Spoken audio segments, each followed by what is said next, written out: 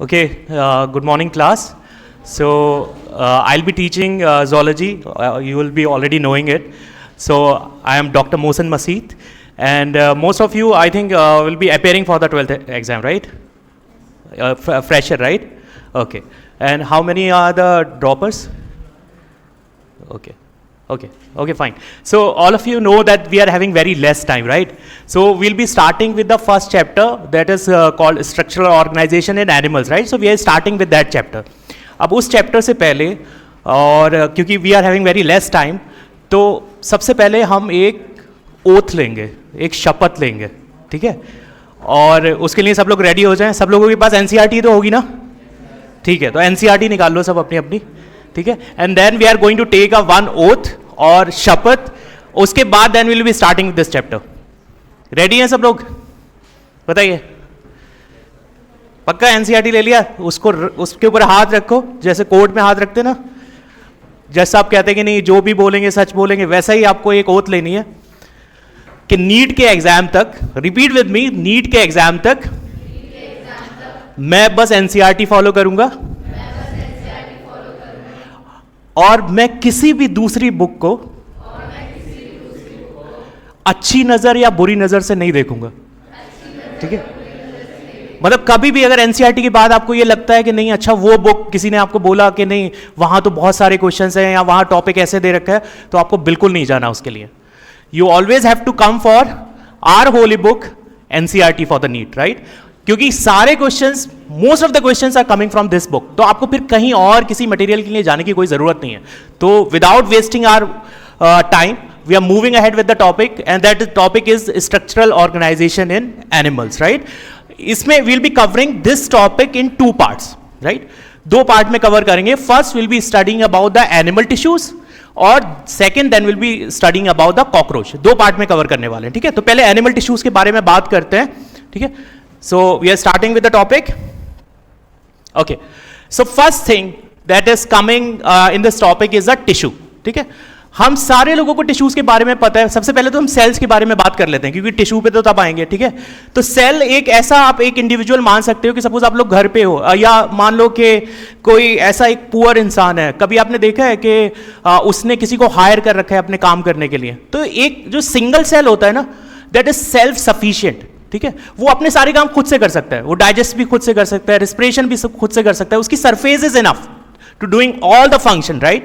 But क्या multi cellular sales के साथ ऐसा हो सकता है? मल्टी सेलुलर ऑर्गेनिज्म के साथ ऐसा हो सकता है? नहीं हो सकता. जैसे अंबानी ये बोले कि नहीं मैंने किसी को हायर नहीं करना, मैं तो अपनी सारी कंपनीज जो है ऑयल से लेके इलेक्ट्रिसिटी से लेके सब कुछ अपने से चलाऊंगा. तो इज इट पॉसिबल? हो सकता है क्या ऐसा? नहीं हो पाएगा, राइट? तो जो टिश्यू का बनने का, क्योंकि अगर सिंगल सेल वाज इनफ ना, अगर आप बात करें 4.5 बिलियन ईयर्स अगो जब एक सिंगल सेल आया, तो वो सिंगल सेल जब बनने के बाद आपके पास जब आ जाता है 4.5 बिलियन ईयर्स अगो अर्थ का आपको पता है कि ओरिजिन हुआ, उसके बाद then we are having the cell, मतलब 1 बिलियन ईयर्स रख गए. तो उसके बाद आपके पास जो सेल आ रहा है वो cell was sufficient to do all the kind of activities, right? जो भी फिजियोलॉजिकल एक्टिविटीज थी वो सब कर पा रहा था, ठीक है? फिर क्या मल्टीसेलुलर ऑर्गेनिज्म की रिक्वायरमेंट हुई? क्योंकि आप जितने सारे फंक्शन बढ़ाते जाओगे आपको लोगों की जरूरत बढ़ती चली जाएगी, राइट?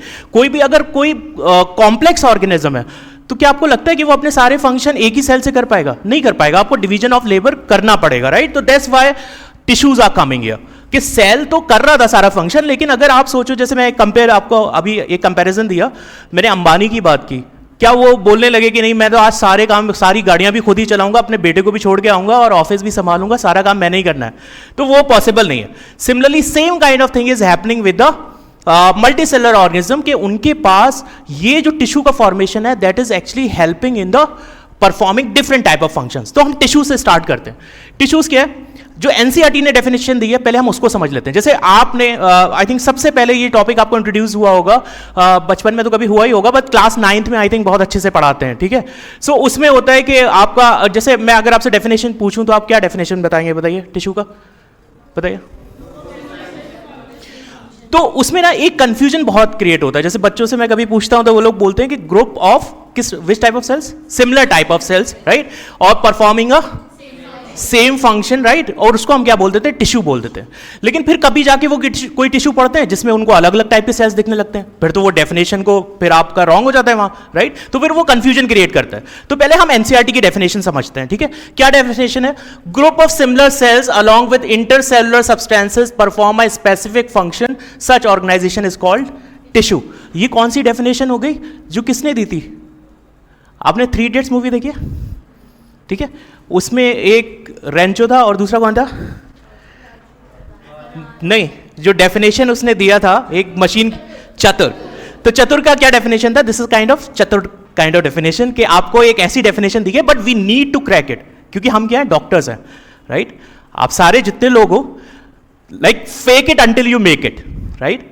अभी आपको यही करना है, नहीं हुए तो कोई बात नहीं, फेक इट, राइट। और जब आप एक बार इसको फेक करोगे ना, इट्स लाइक कि यार मैं डॉक्टर हूं ऑलरेडी, उसके बाद की बात बाद में देखेंगे, राइट। तो जब तक होगा, जब देखा जाएगा, आपका एटीट्यूड तो डेवलप होगा ना।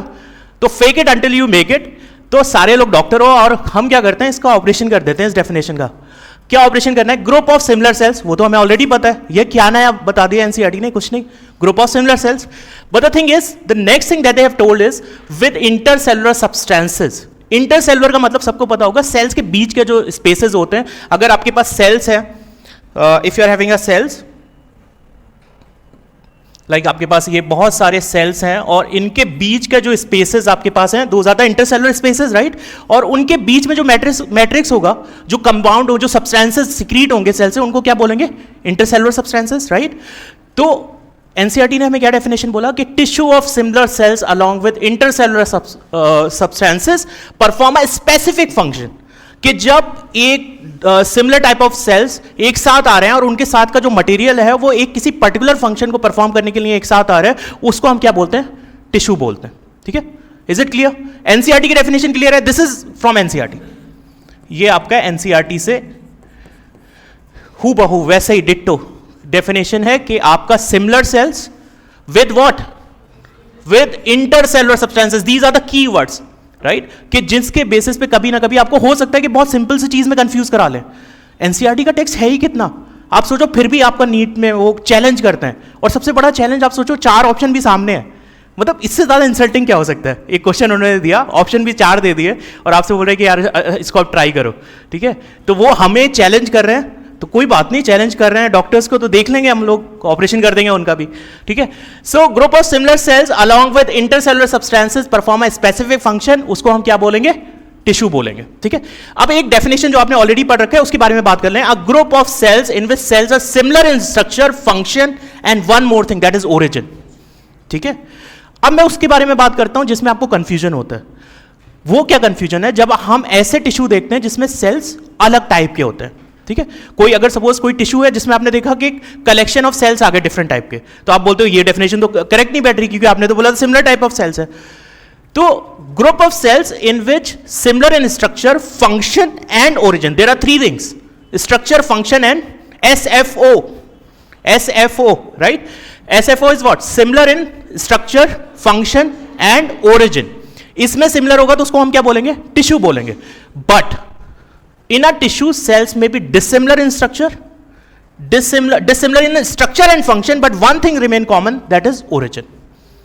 वो वाली जो चीजें आप देख रहे हो, अगर आपको कभी भी वो कोई केस मिलेगा जिसमें टिश्यू में डिफरेंट टाइप के सेल्स हैं, राइट, तो उसमें कंडीशन यही होगा, सेल्स डिफरेंट होंगे but the origin will same, right. हो सकता है काफी सारी आपने फैमिलीज देखी होंगी कि अभी चाचा जी ताऊ जी रहते हैं, पता चला कि फिर चाचा जी यूएस चले गए, फिर उनका कोई बेटा आया कि hey I am coming from US, और अपने एक्सेंट के साथ, तो अब हो सकता है कि वो लगेगा different but they are coming from the same family ना, तो origin will be same but the other things can change, right. Cells अलग हो सकते हैं, स्ट्रक्चर वाइज अलग हो सकते हैं, फंक्शन वाइज अलग हो सकते हैं, but origin wise will remain same. अब मुझे बताइए, टिश्यू का डेफिनेशन सबको क्लियर है? स्टडीज ऑफ टिश्यूज को क्या बोलते हैं? That is histology. अब इसका बहुत यूज आएगा, आप ऑलरेडी डॉक्टर हो, तो सपोज अगर किसी को कैंसर हो गया, ठीक है, तो आपको क्या करना पड़ेगा? कैंसर के लिए क्या करते हैं? सबको पता होगा, बायोप्सी करते हैं, राइट। जब आप बायोप्सी करते हो तो आप क्या करोगे? टिश्यूज देखोगे। सबसे पहला काम हिस्टोलॉजी का आपका सब्जेक्ट होगा, एमबीबीएस में आप जाओगे तो और हिस्टोलॉजी में ये सबसे इंपॉर्टेंट, मतलब जब आपके वाइवा होते हैं तो सबसे पहले स्लाइड्स दिखाए जाते हैं, और वहां कितना कंफ्यूजन होता है वो एमबीबीएस वालों से पूछो कि कोई पहचान नहीं पाता, because the picture that has been given in the books are really different. मतलब आप ये कहोगे कि ये क्या किया भाई, ये कैसी कैसी पिक्चर दे दी है, वहां बिल्कुल अलग है, राइट। सो वही हम करने वाले हैं। The thing is histology like study of tissues, right. So I think tissue का डेफिनेशन क्लियर, कोई डाउट इसमें, बहुत बेसिक था इसमें, तो आई डोंट थिंक कि कोई डाउट होगा। अगर किसी को है तो just tell me. We are covering it from the very basic, कि सब कुछ कवर भी हो जाए और कुछ बचे नहीं, ठीक है, सारा कोई कंफ्यूजन ना हो, and we are just covering the NCERT, ठीक है। टिश्यू का definition clear.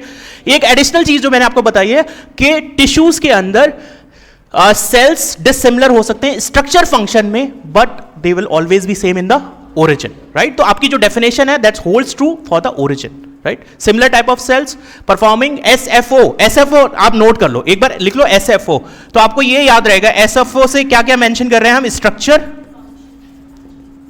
Function and origin.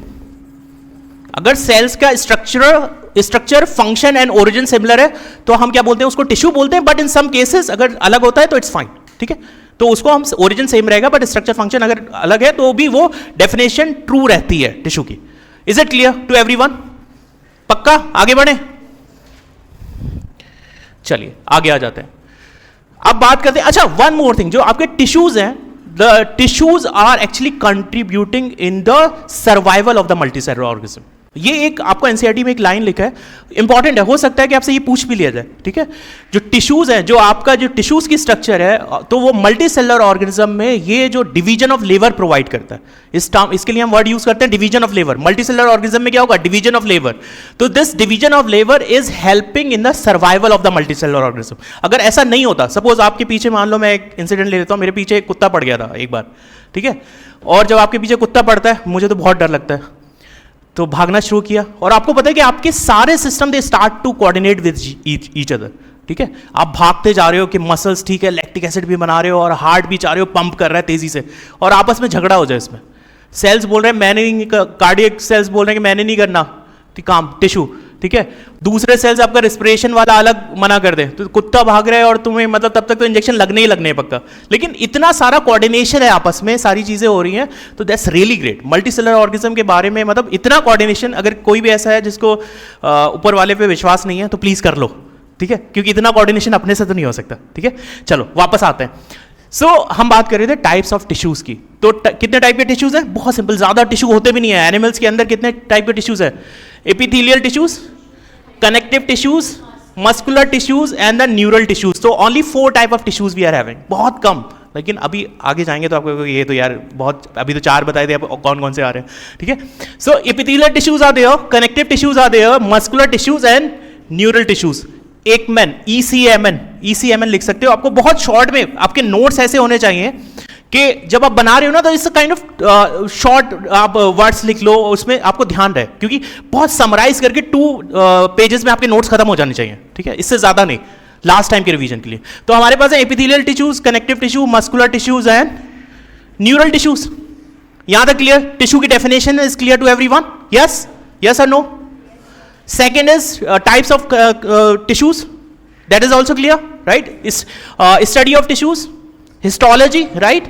ठीक है, चलो आगे बढ़ते हैं। तो सबसे पहले हम बात करते हैं वन मोर थिंग। टिश्यूज तो हो ही गया, लेकिन उसके बाद आपके जो सेल्स होते हैं, सेल्स के साथ में जैसे ये डिफरेंट टाइप के सेल्स अगर आपके हो गए, तो इनके बीच में भी तो कुछ ना कुछ इंटरेक्शन होता होगा ना। इतने सारे सेल्स हैं, आप इमेजिन करिए जैसे ये सारी बिल्डिंग्स हैं, या आप कहीं भी किसी भी सोसाइटी में रहते हो, जैसे अगर किसी आप हाई राइज बिल्डिंग में चले जाओ, उस हाई राइज बिल्डिंग में या किसी सोसाइटी में जाओगे, छोटे छोटे घर बने होते हैं, हाउसेस बने होते हैं। Consider them as a like a cell, ठीक है, वो छोटे छोटे सेल्स हैं, राइट। और वो सारे सेल्स के बीच का जो मटेरियल, जो रोड जा रहा है, ठीक है, उसके बीच में कि लो अच्छा पड़ोसी के घर के बाहर मैं कूड़ा डाल देता हूँ, ठीक है, वो क्या है? मैट्रिक्स आप सिक्रीट कर रहे हो, ठीक है। होता ना किसी से दुश्मनी है, मैं पड़ोसी के घर में लो इसका इसी के सामने फेंकूंगा, इसके दरवाजे के सामने, ठीक है। दैट काइंड ऑफ थिंग जो आप फेंक रहे हो अपने घर से, you are a single cell, और उसके बाद उसके बीच का जो पोर्शन है उसको बोलते हैं इंटरसेलुलर मैट्रिक्स, उसके बीच का जो पोर्शन है। और सेल टू सेल कम्युनिकेशन, इतना इंटरेस्टिंग टॉपिक, आप डॉक्टर बनोगे और मैं चाहता हूँ कि आप रिसर्चर भी बनो। इंडिया में हमारे यहाँ रिसर्चर्स की थोड़ी वो है, डॉक्टर्स मतलब रिसर्च में नहीं ऑप्ट करते हैं, वो मोस्टली प्रैक्टिस करते हैं। तो अगर आप रिसर्च करोगे विल गेट टू नो कि एक single cell is enough to spend your whole life. आप लैब से वापस ही नहीं आओगे कि ओहो ये सेल क्या सिक्रीट कर रहा है, मजा आ गया, वाह वाह, ठीक है, वो वाला फील आएगा। सो सेल सिग्नलिंग बहुत इंपॉर्टेंट, मतलब आप एक सेल की लाइफ चेंज कर दो, कैंसर सेल बन जाएगा वो। मतलब पर सेकेंड अगर सिग्नलिंग का एक प्रोटीन दूसरा चेंज हो गया, it will lead to cancer. मतलब हर चीज लीड टू कैंसर। ऐसा नहीं, ये गूगल नहीं है कि कुछ भी डाला कि वही तुम्हें कैंसर हो गया। सच में ये सिचुएशन है बॉडी के अंदर, अगर आपका एक प्रोटीन भी सही से नहीं बनाना पर किसी भी सेकंड पे, अभी हम यहां बैठे इंस्टेंटली, कभी भी किसी भी सेल सिग्नलिंग का मैकेनिज्म अगर रॉन्ग हो गया तो it will be like cancer हो गया भाई, वो वाला सिचुएशन है।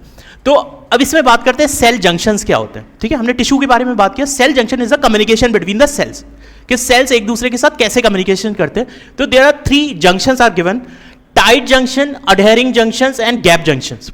ठीक है, ये इंपॉर्टेंट है। ठीक है, अब ये इंपॉर्टेंट है तो इसको समझ लेते हैं। कई बार जैसे अगर स्टार्टिंग में आपसे पूछा जाएगा तो यार लगेगा कि यार ये कैसा है, तो लेकिन मुझे इसके फंक्शन याद नहीं रहते। सबसे पहले टाइट जंक्शन की बात करते हैं। टाइट जंक्शन, जैसे पानी का बॉटल होगा किसी के पास, हम क्या करते हैं उसको टाइट करते हैं ना। क्यों करते हैं? जैसे बैग में रखा है, अब पता चला आप किसी फ्रेंड ने पूछा कि यार पानी गिर रहा है तुम्हारा, तो आप बोलोगे यार लीकेज हो रहा है, तो आपने क्या किया, बॉटल के ढक्कन को टाइट कर दिया। ठीक है, टाइट जंक्शन क्या फंक्शन है? Prevent leakage of substances across a tissue. याद रहेगा फंक्शन। ठीक है, बस टाइट जंक्शन हो गया। अब इसमें मतलब मेमोराइज करने की जरूरत नहीं है, नाम ही उसका टाइट है भाई, वो खुद से बोल रहा है समझ जाओ मुझे, इसका मतलब है टाइट कर देना, मतलब लीकेज ना हो। ठीक है, जो टिश्यूज है, सेल से सेल के बीच में जो कम्युनिकेशन है उसमें आपस में क्या नहीं होना चाहिए, लीकेज नहीं होना चाहिए। ठीक है, मतलब तभी तो पड़ोसी मिलके रहेंगे। पता चला कि इधर से वाला दूसरे के घर में कूड़ा डाल रहा है तो हो चुका, वो तो रह ही नहीं पाएंगे कभी, राइट। तो this is a tight junction. इसका फंक्शन क्या है कि भाई हम लीकेज नहीं होने देंगे। ठीक है, that the kind of function it is performing. Tight junction का फंक्शन क्लियर है सबको? क्या लिखना है? टाइट जंक्शन लिखेंगे, उसके नीचे लिखेंगे stopping leakage of substances across a tissue, across a tissue, क्योंकि सेल्स होंगे आपस में, उनके बीच लीकेज को स्टॉप कर रहा है। फिर आता है अडहेरिंग जंक्शन। नाम अपने नाम से ही खुद से क्लियर कर रहे हैं, खुद से चीख चीख के बता रहे हैं। क्या बता रहे हैं? Performing cementing to keep neighbouring cells together. मतलब अडहेयर कर रहे हैं, मतलब एक जगह जोड़ के रख रहे हैं। जो भी टिश्यूज के सेल अंदर सेल्स हैं, they are keeping them together, right. So those are the adhering junction. बताइए क्या इसमें कोई प्रॉब्लम आएगी? There is a cementing to keep neighbouring cells together. Tell me, is there any doubt? Tight junction का function stoppage, like stoppage of the leakage, right. Leakage अगर tissues के across कोई leakage हो रहा है तो उसको स्टॉप करेगा। सेकेंड इज अडहेरिंग जंक्शन, क्या फंक्शन है? सीमेंट कर रहा है सेल्स को टुगेदर। इसके अलावा कुछ नहीं दिया एनसीईआरटी में, believe me, that is enough. ठीक है, इसके बाहर कुछ नहीं आएगा। बहुत सारे लोग कभी आपको, जैसे मुझे लगता है कि कभी लगता होगा आप जैसे क्वेश्चन PYQs मारते होगे तो कुछ क्वेश्चन ऐसे आते हैं जो आउट ऑफ द वर्ड, कि ये क्या पूछ लिया भाई, फ्रॉग और ये तो कुछ अजीब अजीब क्वेश्चन से आ रहे हैं। वो बहुत पहले की बात थी। ठीक है, तब मतलब बहुत पहले एंशिएंट टाइम में कभी कुछ ऐसा हुआ करता था कि ऐसे क्वेश्चंस आते थे, लेकिन अभी नहीं आते। Like they are giving you the NCERT और उसी को फॉलो करना है, उसी के टेक्स्ट को देखना है। ठीक है, so adhering junction is clear, tight junction is clear. Now moving to the gap junction. ठीक है, अब भाई देखो यार, क्या हमारा कोई फेस्टिवल आता है तो हम पड़ोसियों के साथ कुछ बांटेंगे भी तो ना, यही थोड़ी कूड़ा फेंकते रहेंगे उसके यहाँ, भाई उसको कुछ देना भी तो है ना। तो आपने 2 जंक्शन तो पढ़ लिए कि एक टाइट जंक्शन, नहीं आपस में भाई नहीं जाना, कि इसके यहाँ नहीं जाना, हमारे बच्चे यहाँ खेल रहे हैं, मैं नहीं इसके घर नहीं जाना अभी। ठीक है, दैट्स अ टाइट जंक्शन, नहीं लीकेज नहीं होने दो। ठीक है, कि दूसरे को डिस्टर्बेंस हो। अडहेरिंग जंक्शन, मिलके रह रहे हैं। ठीक है, दोनों सेल्स मिलके रह रहे हैं। फिर we are having the gap junction. अब भाई कम्युनिकेट भी तो करना है ना, और कम्युनिकेट कैसे करना है कि हमारी कोई फैमिली गैदरिंग हो रही है तो उनके लोग आ रहे हैं, मतलब उनका साइटोप्लाज्म आ रहा है। लोग मतलब साइटोप्लाज्म, यार उनका साइटोप्लाज्म आ रहा है, उनके रिलेटिव्स आ रहे हैं। हमारे कोई इवेंट हो रहा है तो हम लोग वहां जा रहे हैं। तो this kind of thing is gap junction. उसकी साइड से कम्युनिकेशन कर पाओगे ना। तो आपने रिस्ट्रिक्शंस तो बहुत लगा दी, अब कम्युनिकेशन भी तो करना है, तो किसके थ्रू करेंगे? Gap junctions. So facilitate the cell to communicate with each other by connecting the cytoplasm of adjoining cell for rapid transfer of ions. छोटे छोटे लड्डू जा रहे हैं यहाँ से वहाँ, ठीक है, गुजिया आ रही हैं, ठीक है, तो भूलना नहीं, वैसे गुजिया निकल गई तो कुछ लाना हो तो मुझे दे सकते हो तुम लोग. Small molecules and big molecules, मतलब कभी कभी छोटे छोटे डब्बे, कोई बड़ा इवेंट है तो बड़ा डब्बा, ठीक है, लेकिन कभी कुछ पड़ोसी बहुत खराब होते हैं, कुछ नहीं लाते हैं ना, ठीक है, चलो कोई बात नहीं. सो आई थिंक जंक्शंस की फंक्शन क्लियर है. Tight junction, adhering junction and gap junction. आप मुझे गैप जंक्शन का फंक्शन बता दो. आपको हमेशा जो है ना रेंचो की डेफिनेशन समझनी है, लेकिन वो जो स्टेटमेंट लिखते हैं ना वो चतुर वाले लिखते हैं, ठीक है। तो इसलिए हमें रिक्वायरमेंट होती है कि देखो कितना facilitate the cells to communicate with each other. भाई क्या कहना चाहते हो? मतलब वो ये कहना चाहते हैं कि भाई हम एक दूसरे के साथ रिश्तेदारी बढ़ा रहे हैं, कुछ भी दे सकते हैं, ठीक है। We can give something to each other, right. So that kind of communication is happening and that is happening because of the transfer of the cytoplasm. मतलब ज्वाइन करा दिया, पता ही नहीं चल रहा। लोग कहते हैं ना कि हमारी फैमिलीज इतनी मिली है कि पता ही नहीं चलता कि ये मेरा भाई है कि नहीं है। मतलब अपने सगे भाई से लड़ाई हो रही है, दूसरे को भाई बना के बैठा है, वो वाला सिचुएशन है। तो आई थिंक जंक्शन सा क्लियर। अभी तक हम एक बार समराइज कर देते हैं। टिश्यू का डेफिनेशन देखा, राइट। टिश्यू के टाइप्स देखे, then we have seen the cell junction. Is it fine? Anything that we are missing out right now? Nothing? पक्का? चलो। सो एपिथेलियल टिश्यू सबसे पहले स्टार्ट करते हैं। There were 4 type of tissues ना, epithelial tissues, connective tissue, muscular tissues and the neural tissues. So we are starting with the epithelial tissues, right? So epithelial tissues में क्या होता है कि epithelial tissues, epi means होता है upon, ठीक है। थीलियम मतलब ग्रोथ हो रहा है, ठीक है। epi means above, ये अगर आप देखोगे तो इसको अपॉन बोल सकते हैं, ठीक है। और ये थीलियम, ये हो गया ग्रोथ,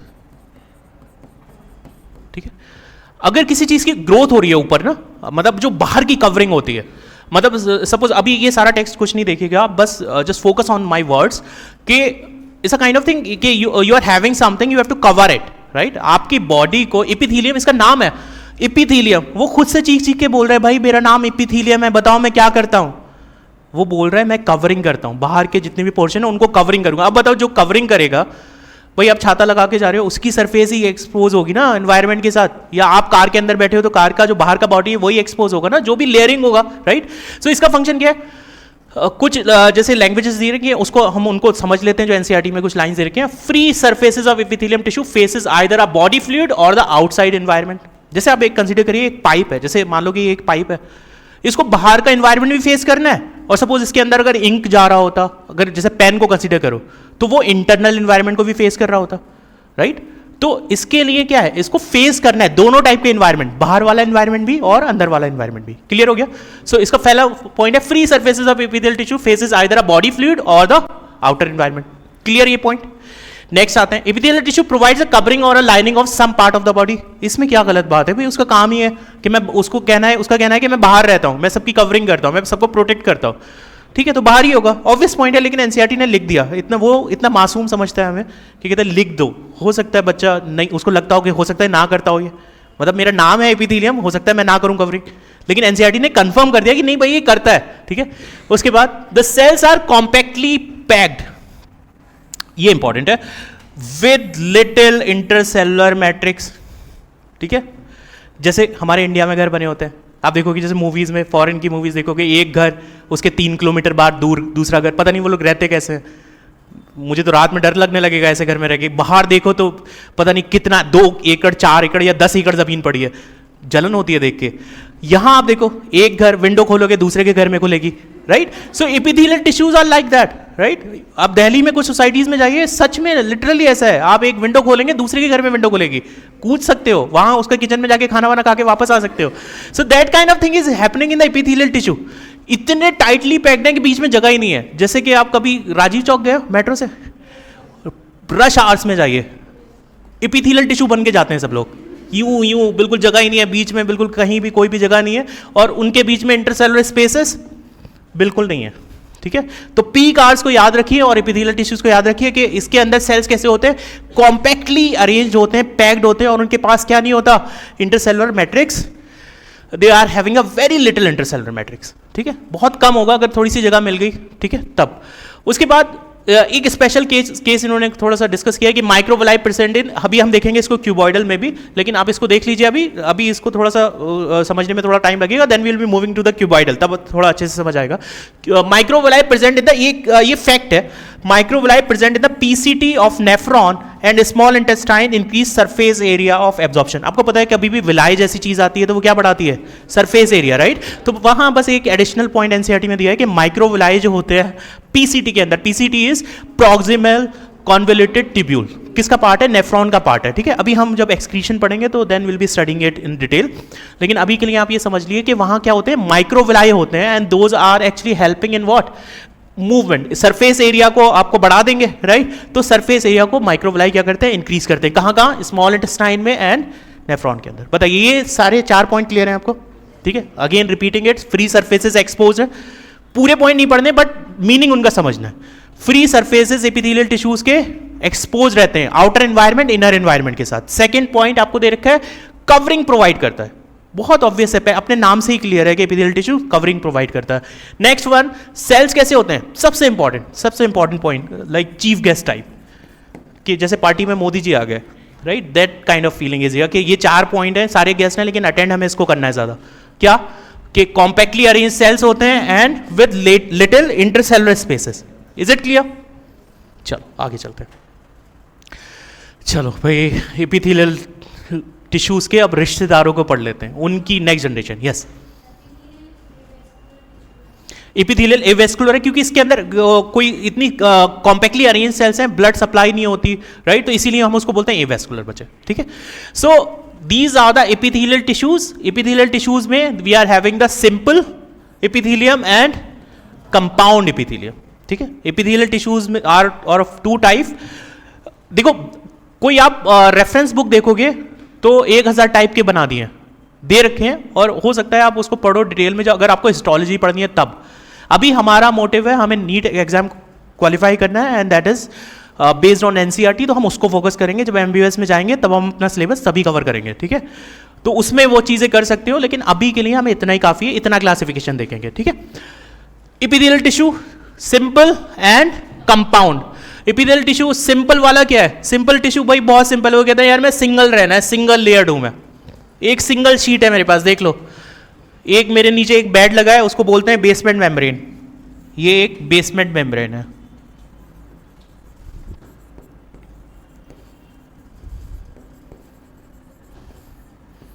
ठीक है।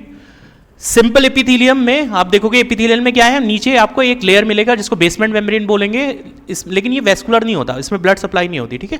थोड़ा सा पार्ट एपिथेलियल टिश्यू से आता है, थोड़ा सा कनेक्टिव टिश्यू से भी आता है, क्योंकि कनेक्टिव टिश्यू के ऊपर ही होता है ये, राइट। आपके पास होगा एपिथेलियल टिश्यू, नीचे कनेक्टिव होगा, तो उसके बीच में एक होता है आपका बेसमेंट। ये सेपरेशन है, एक टिश्यू से दूसरे टिश्यू का सेपरेशन हो गया। We are having the epithelial tissue above and we are having the connective tissue below, right. तो उनके बीच में हमारे पास क्या है, बेसमेंट मेम्ब्रेन। तो आपसे ये पूछा जा सकता है कि कंट्रीब्यूशन किसका है, दोनों का है इसमें, ठीक है। अच्छा, एक चीज और पूछी जाती है, जैसे एपिथेलियल टिश्यूज जो है आपने लेयर्स पढ़े होंगे एम्ब्रियो के, ectoderm, mesoderm, endoderm, right. So this is the kind of tissue that is originating from all 3, ecto, meso and endo, right. तीनों से होता है, is a special type of tissues जिसमें तीनों पार्ट से, तीनों लेयर से बन रहा है, ठीक। चलो, तो सिंपल एपिथेलियम सिंगल लेयर कहां होता है, body cavity, ducts and tubes. मतलब आपकी जो बॉडी कैविटीज होती हैं और आपकी जो डक्ट्स होते हैं और जो ट्यूब्स होते हैं, वो किसके बने होते हैं, सिंपल एपिथेलियम के बने होते हैं, ठीक है। और दूसरा आपके पास है कंपाउंड एपिथेलियम, जिसके पास 2 और मोर सेल लेयर्ड होते हैं। आप डायग्राम देख सकते हो, सिंगल लेयर आपको दिख रहा है पूरा, ठीक है। And then you are having the compound epithelium, जिसके अंदर मल्टीपल लेयर्स दिख रहे हैं, ठीक है। So this is a compound epithelium and this is a simple epithelium. इससे काफी सारे एग्जांपल्स आते हैं, अभी हम एक बार उसको अच्छे से पढ़ेंगे, मेमोराइज करेंगे, then will be making a one summary, जिससे हमें थोड़ा याद रहे, क्योंकि वहीं से क्वेश्चन आता है मोस्टली, ठीक है, एग्जाम्पल पूछे जाते हैं। तो आई थिंक इतना क्लियर है सबको। Epithelial tissues are of 2 types, simple and compound. Simple मतलब सिंगल लेयर, कंपाउंड मतलब मल्टीपल लेयर्स, राइट। और सिंपल कहाँ कहाँ होंगे, बॉडी कैविटीज के अंदर, ट्यूब्स के अंदर, डक्ट्स के अंदर। उसके बाद कंपाउंड आपके कहाँ है, मल्टी लेयर्ड है, एग्जाम्पल है आपका स्किन। इतना क्लियर है सबको, पक्का। क्या क्या पढ़ लिया अभी तक हमने, टिश्यू, टिश्यू का definition, types of tissues, what next, junctions, junctions, right. अच्छा, गैप जंक्शन क्या कर रहा था, मिठाइयां बांट रहा था, हाँ, कम्युनिकेशन कर रहा था थ्रू, लाइक इतना कम्युनिकेशन कर रहा था कि साइटोप्लाज्म भी दे दिया भाई, कंटिन्यू कर दिया साइटोप्लाज्म भी यहां से वहां, right. That kind of communication is there. और आपका फिर टाइट जंक्शन का क्या फंक्शन था, ठीक है, ठीक है, ठीक है। चलो, तो इतना, इससे आगे बढ़ते हैं फिर। Simple epithelium. अब आप कहोगे कि सर अभी तो बड़ा सिंपल सिंपल चल रहा था, क्या कर रहे हो सिंपल, ये कैसा सिंपल है, इसको कोई सिंपल कहते हैं, मतलब नाम सिंपल रख के खतरनाक सा वो हो रहा है, जैसे नाम है दिलावर खां, आ रहा है तो इतना छोटा, मतलब वो वाला टाइप हो रहा है। लेकिन यहां उल्टा हो रहा है, नाम छोटा है लेकिन है डिफिकल्ट, राइट। मतलब कि इतने सारे क्लासिफिकेशन कैसे हो गए भाई। तो सिंपल एपिथेलियम में there are different types, right? Squamous, cuboidal, columnar, और ये दोनों, इसके बारे में मैं बताता हूं, ये बड़ी फनी स्टोरी है। स्क्वैमस, क्यूबॉइडल एंड कॉलमिनर, ये मेनली सिंपल एपिथेलियम के there are 3 parts, squamous, cuboidal and columnar. आपने रब ने बना दी जोड़ी मूवी देखी है? कितने लोग थे जिसको शाहरुख खान के मूंछ लगाने के बाद वो पहचाना नहीं गया? कोई था ऐसा जिसको ये लगा कि इसने मूंछ लगा ली, अब वो शाहरुख खान नहीं है, अब वो कोई और बन चुका है, वो ऋतिक रोशन हो गया, या वो अब अनिल कपूर है? कैसे सोच लेते हैं वो लोग कि मूवी मतलब मूंछ लगाने से इंसान इतना चेंज हो सकता है? या कभी कभी तो तिल लगा देते हैं यहाँ, मतलब कुछ नहीं है तो बस हीरो के यहाँ तिल लगा दिया, एक गले में रुमाल बांध दिया, तो उसका पूरा मतलब उसको कोई पहचान भी नहीं रहा है, उसकी खुद की बीवी नहीं पहचान रही। हे भगवान, ये वही लोग हैं, ये वही शाहरुख खान है जिसने क्या किया। सो सीलेटेड और ग्लैंडुलर एपिथेलियम एक्चुअली कुछ नहीं है, ये क्यूबॉइडल और कॉलमिनर है। इन्होंने अपने बाल जो है स्पाइक करा लिए। सीलेटेड एपिथेलियम बाल स्पाइक करा के जेल लगा के खड़ा करके बाइक एफजी करके बाइक थी ना उसके पास शायद, वो बाइक लेके चला रहा है, ये सीलेटेड एपिथेलियम हो गया। तो है एक्चुअली ये क्यूबॉइडल और कॉलमिनर एपिथेलियम, लेकिन इन्होंने क्या किया है, अपना कुछ चेंज करा लिया है और ये सोच रहे हैं कि हम इन लोग को पहचानेंगे नहीं। तो ऐसा तो नहीं हो सकता, तुम लोग तो डॉक्टर्स हो, इजीली पहचान लोगे इनको। तो सीलेटेड और ग्लैंडुलर एपिथेलियम कुछ अलग नहीं होते। जो प्रॉपर्टीज आप क्यूबॉइडल और कॉलमिनर की पढ़ोगे, all properties will applies to ciliated and glandular, right? तो हमारे पास है तो 3 टिश्यूज सिंपल एपिथेलियम कैसे है, स्क्वैमस, क्यूबॉइडल और कॉलमिनर, ठीक है? और स्क्वैमस, ये इनके यहाँ सबसे अच्छी चीज़ किया है कि इस चैप्टर के अंदर कि जो नाम है ना वो अपने से खुद बता रहा है कि यार मैं क्या करता हूँ, मेरा क्या शेप है, राइट? उसके बारे में हम डिस्कस करते हैं। तो अब मुझे बताइए, सिंपल का आपको क्लासिफिकेशन समझ आ गया? सिंपल एपिथेलियम में मेनली कितने हैं? Squamous, cuboidal, columnar. Again squamous, cuboidal, columnar. So सब मिलके बोलेंगे और जोर से बोलेंगे, जय माता दी। नहीं, जय माता दी तो बोलेंगे, साथ में फिर ये भी बोलेंगे। सो कितने टाइप के टिश्यूज है?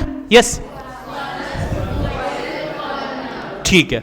और उसके बाद जो एडिशनल जिन्होंने अपना मेकओवर किया है, मेकओवर के बाद सीलेटेड एंड ग्लैंडुलर, राइट? तो दीज आर द टिश्यूज जो किसके मेकओवर है? क्यूबॉइडल और कॉलमिनर के, ठीक है? मतलब अगर आपके पास होता है सीलेटेड क्यूबॉइडल एपिथेलियम, आपके पास हो सकता है सीलेटेड कॉलमिनर एपिथेलियम। सिमिलरली आपके पास हो सकता है ग्लैंडुलर क्यूबॉइडल एपिथेलियम और आपके पास हो सकता है ग्लैंडुलर कॉलमिनर एपिथेलियम। क्लियर हो गया? आगे बढ़े, चलो जी आगे चलते हैं। तो सबसे पहला टिश्यू हमारे पास जो सिंपल एपिथेलियम का part, that is a squamous epithelium. अब स्क्वैमस एपिथेलियम क्या होता है कि भाई ये कहता है कि मैं जो ना रेक्टेंगुलर हूं, राइट? सेल्स इसके होते हैं रेक्टेंगुलर। जैसे एक बच्चा मेरे पास आ गया, सर कैसे रेक्टेंगुलर है ये, तो यहाँ से तो रेक्टेंगुलर लग ही नहीं रहा। इर्रेगुलर बाउंड्रीज होती हैं, इसीलिए एनसीईआरटी वालों को भी किसी ने पूछा होगा क्वेश्चन, किसी बच्चे ने जाके, कि आपने लिख तो दिया रेक्टेंगुलर सेल्स होते हैं लेकिन इसमें तो बाउंड्रीज ही नहीं लग रही, इसकी समझ ही नहीं आ रही, क्या दे दिया आपने, कैसे लोग हो आप लोग? तो उन्होंने क्या किया, उन्होंने ये ऐड कर दिया,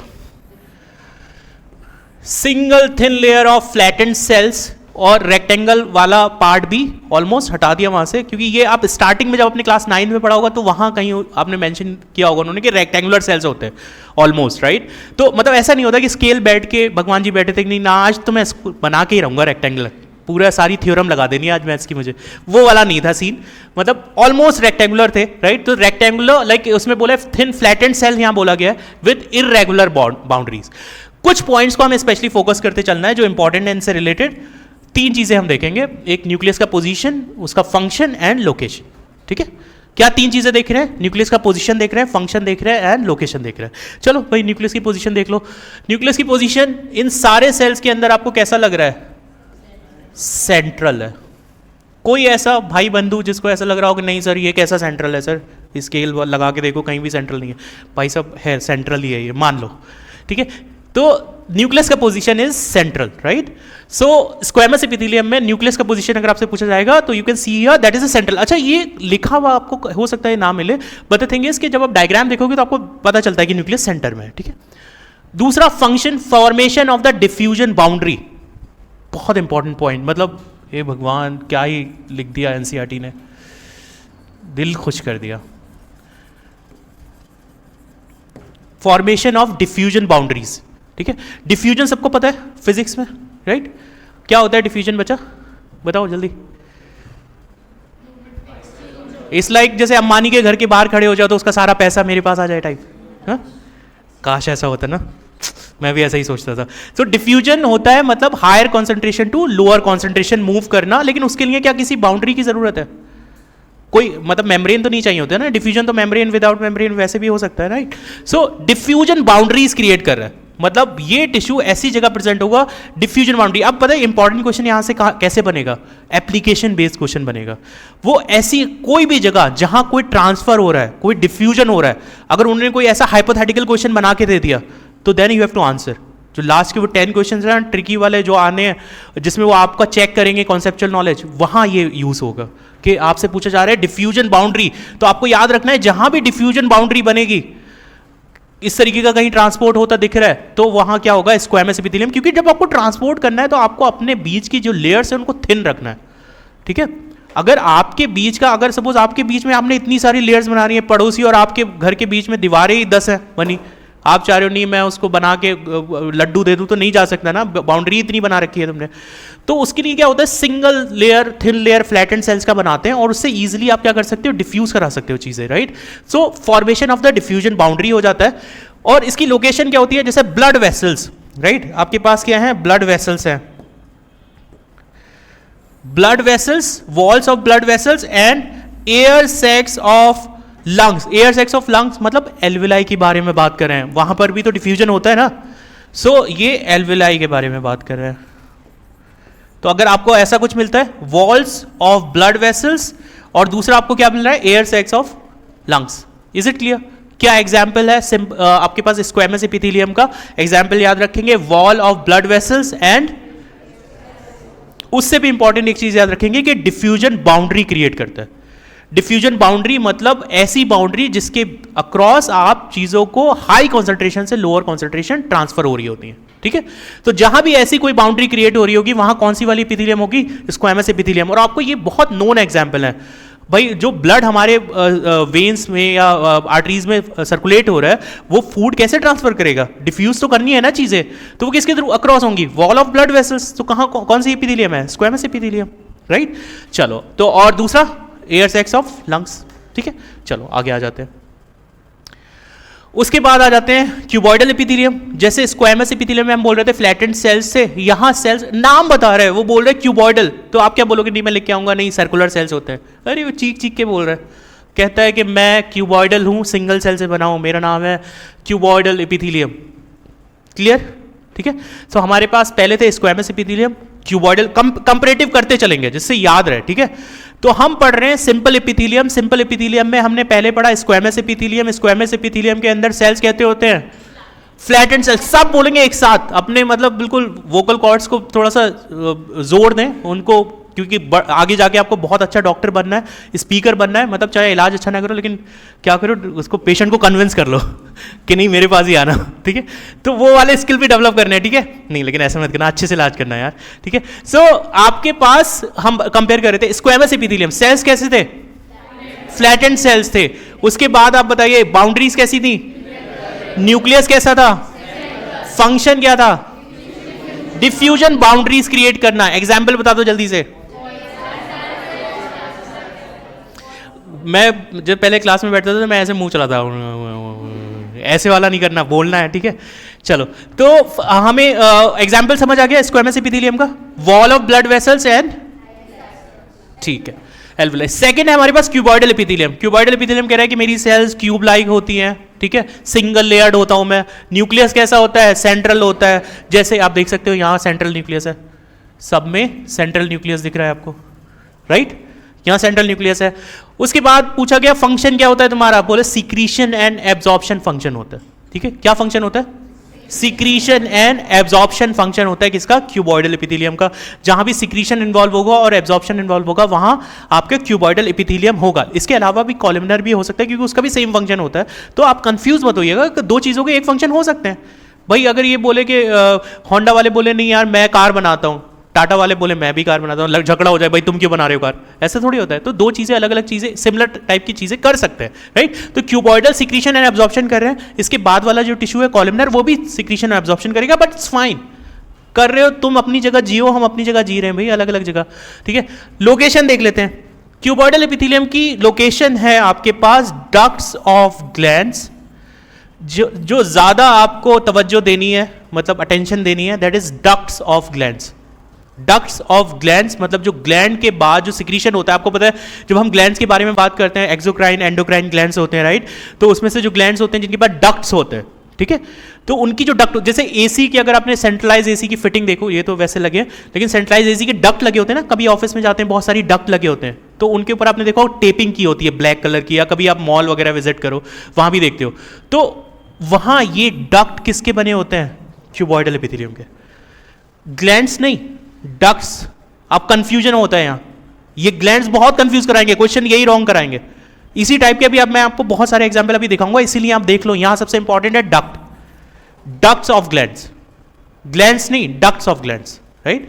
second is tubular parts of nephron in kidney. Tubular parts आपको पता है पूरा नेफ्रॉन, एक तो वो पूरा हो गया बोमेंस कैप्सूल। बोमेंस कैप्सूल में एनसीईआरटी में एग्जांपल नहीं दे रखा है, but that is a squamous epithelium, क्योंकि आपको पता है वहां भी पूरा फिल्टर होकर बहुत थिन सरफेस चाहिए ना आपको, जो फिल्ट्रेशन होगा ब्लड आगे जाएगा, right? So ducts of glands and tubular parts of nephron and kidneys are involve, एंड ये एग्जाम्पल है क्यूबॉइडल एपिथेलियम के। बताइए ये दोनों एग्जाम्पल याद रहेंगे? स्क्वेमस के क्या एग्जाम्पल थे? Wall of end air sacs. Cuboidal epithelium के क्या एग्जाम्पल है? ठीक है, so ducts of glands and tubular parts of, ठीक है, सो आपके पास tubular parts of nephrons and kidneys हो गए। चलो आगे चलते हैं। उसके बाद आगे कॉलमनर एपिथेलियम, राइट? शेप पे डिपेंड करता है, ये कहता है मेरा शेप जो है कॉलम की तरह है, मैं लंबा लंबा हूं, मुझे बहुत जलन होती है लंबे लोगों से, लेकिन दिस इज अ कॉलमनर, ठीक है? So this is a columnar, मतलब इसका सेल्स कैसे होंगे? Single layer of tall and slender cell, मतलब मैं लंबा हूं और मैं स्लिम भी हूं, ठीक है? ओहो, इतना रेयर कॉम्बिनेशन ठीक है। So tall and slender cells, मतलब बहुत ही हैंडसम सेल्स हैं ये, देख सकते हो, लग रहे हैं आज ही रिश्ता भेजना पड़ेगा इनको, मतलब दूसरे सेल्स भेज सकते हैं, मतलब सेल्स की कैटेगरी के ये मॉडल्स हैं, टॉल है और स्लेंडर स्लिम सेल्स है। बस इनके साथ प्रॉब्लम क्या है कि इनका न्यूक्लियाई बेस पे होता है, कहते हैं ना लंबे लोगों का दिमाग घुटने में होता है, ठीक है? तो उससे याद रखना, मतलब मैं ऐसे ही बोल रहा हूं, मतलब इसको ऐसे मत मान लेना, सच में ऐसा नहीं होता। So nuclei are located at the base. दोनों का, इससे पहले वालों का कहां था? सेंट्रल पे। इसका कैसा है?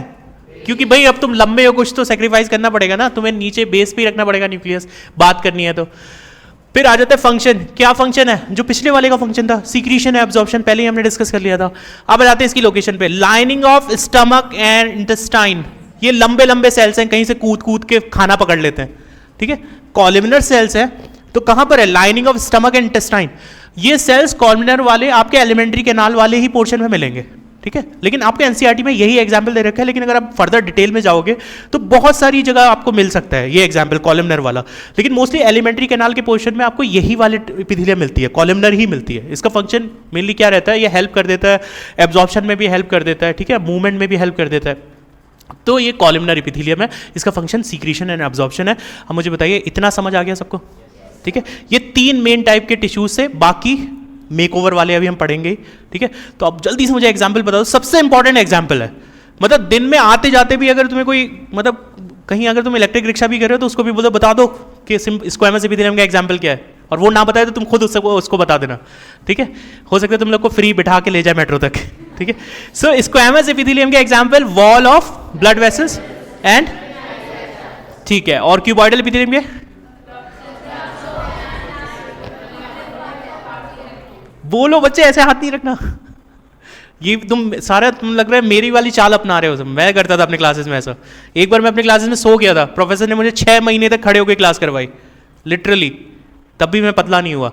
6, मतलब मैं लिटरली क्लास में सो रहा था और उसने मुझे बोला पहले जाके मुंह धो के आओ, फिर पूरे सेमेस्टर मुझे क्लास में खड़ा रखा। 6 महीने तक मैंने बायोकेमिस्ट्री की क्लासेस खड़े खड़े की है, ठीक है? चलो, so secretion and absorption and lining of stomach and intestine, clear हो गया बच्चा? एग्जाम्पल क्लियर है? ये किसके एग्जाम्पल है? कॉलमनर के, ठीक है? चलो अब आ जाते हैं, रब ने बना दी जोड़ी सीलिएटेड एपिथेलियम के पास, ठीक है? So this is a ciliated epithelium, cells लंबे लंबे, टॉल, हैंडसम, राइट? टॉल और हैंडसम सेल्स हैं कॉलमनर, राइट। तो सीलिएटेड, सॉरी बताओ, अभी ये मेंशन नहीं है लेकिन मेनली सीलिएटेड एपिथेलियम बोला गया है, तो अभी ये क्यूबॉइडल भी हो सकते हैं एंड कॉलमनर भी हो सकते हैं। तो इफ कॉलमनर और cuboidal cells bear cilia on their free surface, मतलब ये क्या करते हैं, बहुत सारा जेल यूज करते हैं, तो अपनी सरफेसेस पे स्पाइक बना के घूम रहे हैं, राइट। तो ये कौन से सेल्स हैं, सीलिएटेड एपिथेलियम है। न्यूक्लियस की पोजीशन आपको पता है कि जब हम कॉलमनर और क्यूबॉइडल दोनों सेल्स को यूज कर रहे हैं, दोनों में एक में पोजीशन सेंट्रल थी और एक में बेस थी, तो हम क्या दोनों मेंशन करेंगे ना, सेंट्रल और eight the base, right, clear है।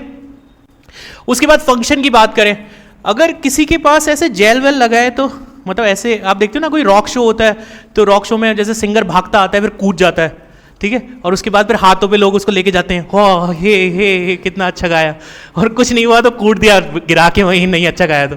So this is helping in the to move particle और mucus in a specific direction over the epithelium, right. So इनका फंक्शन क्या होगा कि चलो बस वही याद रखना, रॉक शो कि अरिजीत सिंह का रॉक शो हो रहा है और वो कूद गया बेचारा, वो इतना डिसेंट है वैसे कभी नहीं कूदेगा, मान लो हनी सिंह टाइप कोई बंदा कूद गया और कूद के फिर मतलब आप उसको लेके जा रहे हो ऐसे, ठीक है। So that is a ciliated epithelium, ठीक है, उस टाइम पे हम बिहेव कर रहे हैं लाइक अ सीलिएटेड एपिथेलियम, तो आप किसी रॉक शो में जाके सीलिएटेड एपिथेलियम आप बन सकते हो ऐसे, ठीक है। So that is a ciliated epithelium. Function is to move particles और mucus in a specific direction over the epithelium. Is it clear?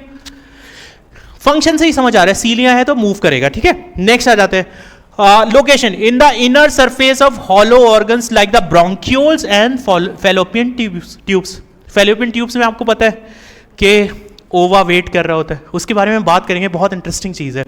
ओवा जो है प्रिंसेस है जो वेट कर रही है अपने प्रिंस के लिए, ठीक है, और वेट होने के बाद फिर वो स्पर्म आएगा ट्रैवल करता, ठीक है, पहाड़ चढ़ के यूटेरस के, ठीक है।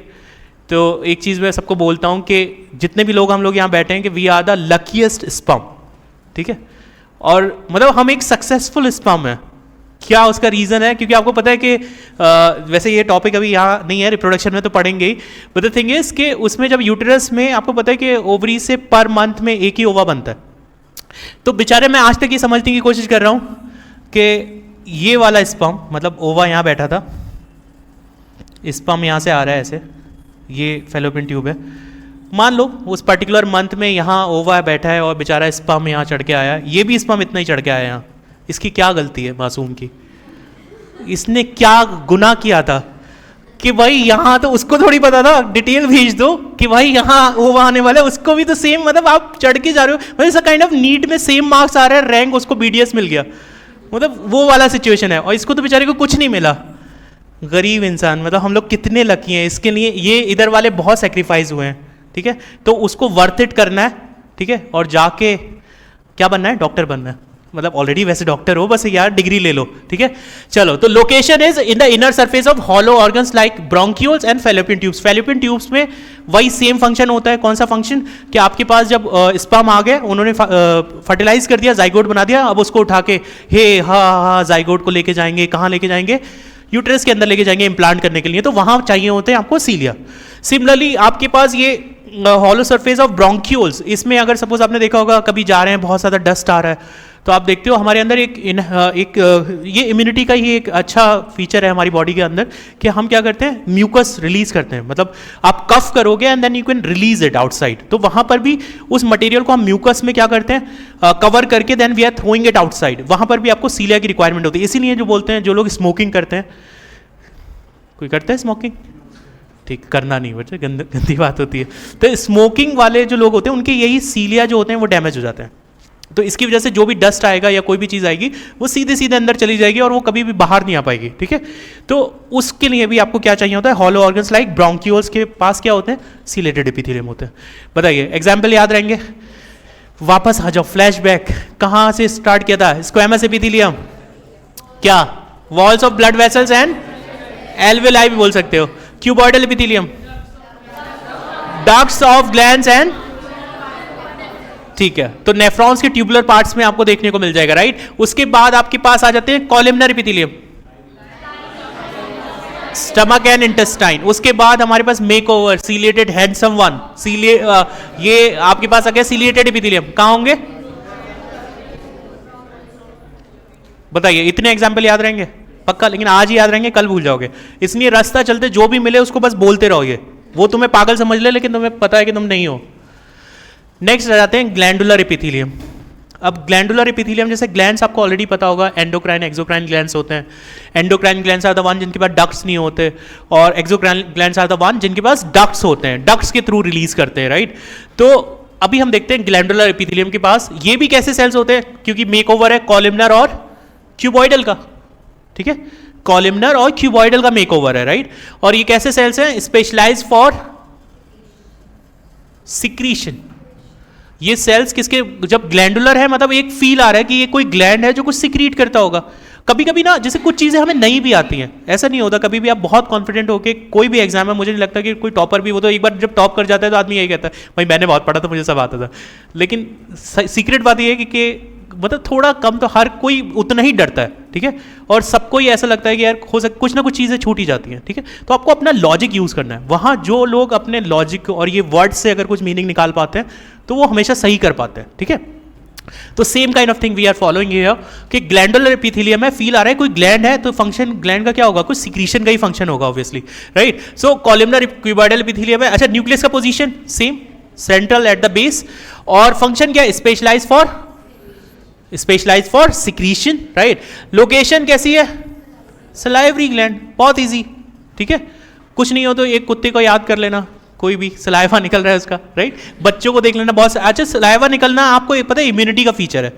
अभी हम जब हेल्थ एंड डिजीजेज में पढ़ेंगे तो आपको पता है सलाइवा एक हमारा इन्नेट फीचर है, जिसके आपको पता है लाइसोजाइम होता है उसके अंदर। इसीलिए देखा होगा अपने एनिमल्स क्या करते हैं, अपने वुंड्स को लिक करते हैं, उससे उनका आपको पता है लाइसोजाइम कट कर देता है बैक्टीरियल सेल वॉल को, तो वो भी एक अच्छा फीचर है, राइट। तो सलाइवरी ग्लैंड्स के अंदर कौन से होते हैं, ग्लैंडुलर एपिथेलियम होते हैं। इज इट क्लियर, ठीक है। अच्छा, ये डायग्राम और देख लो, हो क्या खतरनाक डायग्राम लग रहा है, देख के वैसे वॉमिटिंग वाली फीलिंग आ रही है, लेकिन still we have to bear it. ये कौन से वाला ग्लैंडुलर एपिथेलियम है, एक होते हैं यूनिसेलुलर, दूसरे होते हैं मल्टी सेलुलर। इसका मतलब क्या है, ये जो सेल्स आप देख रहे हो इसके अंदर ये जो पूरा पार्ट है इसमें सिंगल सेल है, ये वाला, इसमें इसके अंदर आपके पास सिंगल है, तो इसको क्या बोल रहे हैं, यूनिसेलुलर। यहां आप देखोगे मल्टीपल है इस ग्लैंड के अंदर। ये क्या हो गया भाई, ये पूरी ग्लैंड का पोर्शन बन रहा है, उसके अंदर मल्टीपल सेल्स हैं, तो इसीलिए इसको क्या बोल रहे हैं, मल्टी सेलर बोल रहे हैं, राइट। तो आपके पास यूनिसेलर हो गया और कैसे हो गए, मल्टी सेलर हो गया, ठीक है। चलो, तो इतना क्लियर है। अब हमारे पास टोटल 5 हो गए, और इसमें हमें एग्जाम्पल में मिल गया सलाइवरी ग्लैंड, ठीक है। अब मुझे बताइए, क्या आप याद कर पा रहे हो, 1 मिनट का मौन रखेंगे, मतलब किसी की आत्मा की शांति के लिए नहीं, इस टिश्यू की आत्मा की शांति के लिए, और कोशिश करो, रिकॉल करने की कोशिश करो, क्या तुम्हें सारे एग्जाम्पल याद हैं, बताइए। जो अभी मुझे सारे एग्जाम्पल बताएगा, नेक्स्ट क्लास में मैं उसको चॉकलेट दूंगा। क्या कितने कलयुग के बच्चे हो तुम लोग कौन सी कोई दूंगा 10 रुपए वाली, 20 वाली, चलो 20 वाली दे दूंगा, अरे 40 की दे दूंगा, चलो ठीक है। जो 5 के एग्जाम्पल्स बताएगा बिना रुके, कौन आ रहा है? So please, ladies and gentlemen, we are welcoming. Who is volunteering for writing the examples?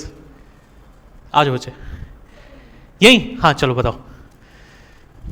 सबसे मैं टिश्यूज बता देता हूँ। स्क्वैमस एपिथेलियम,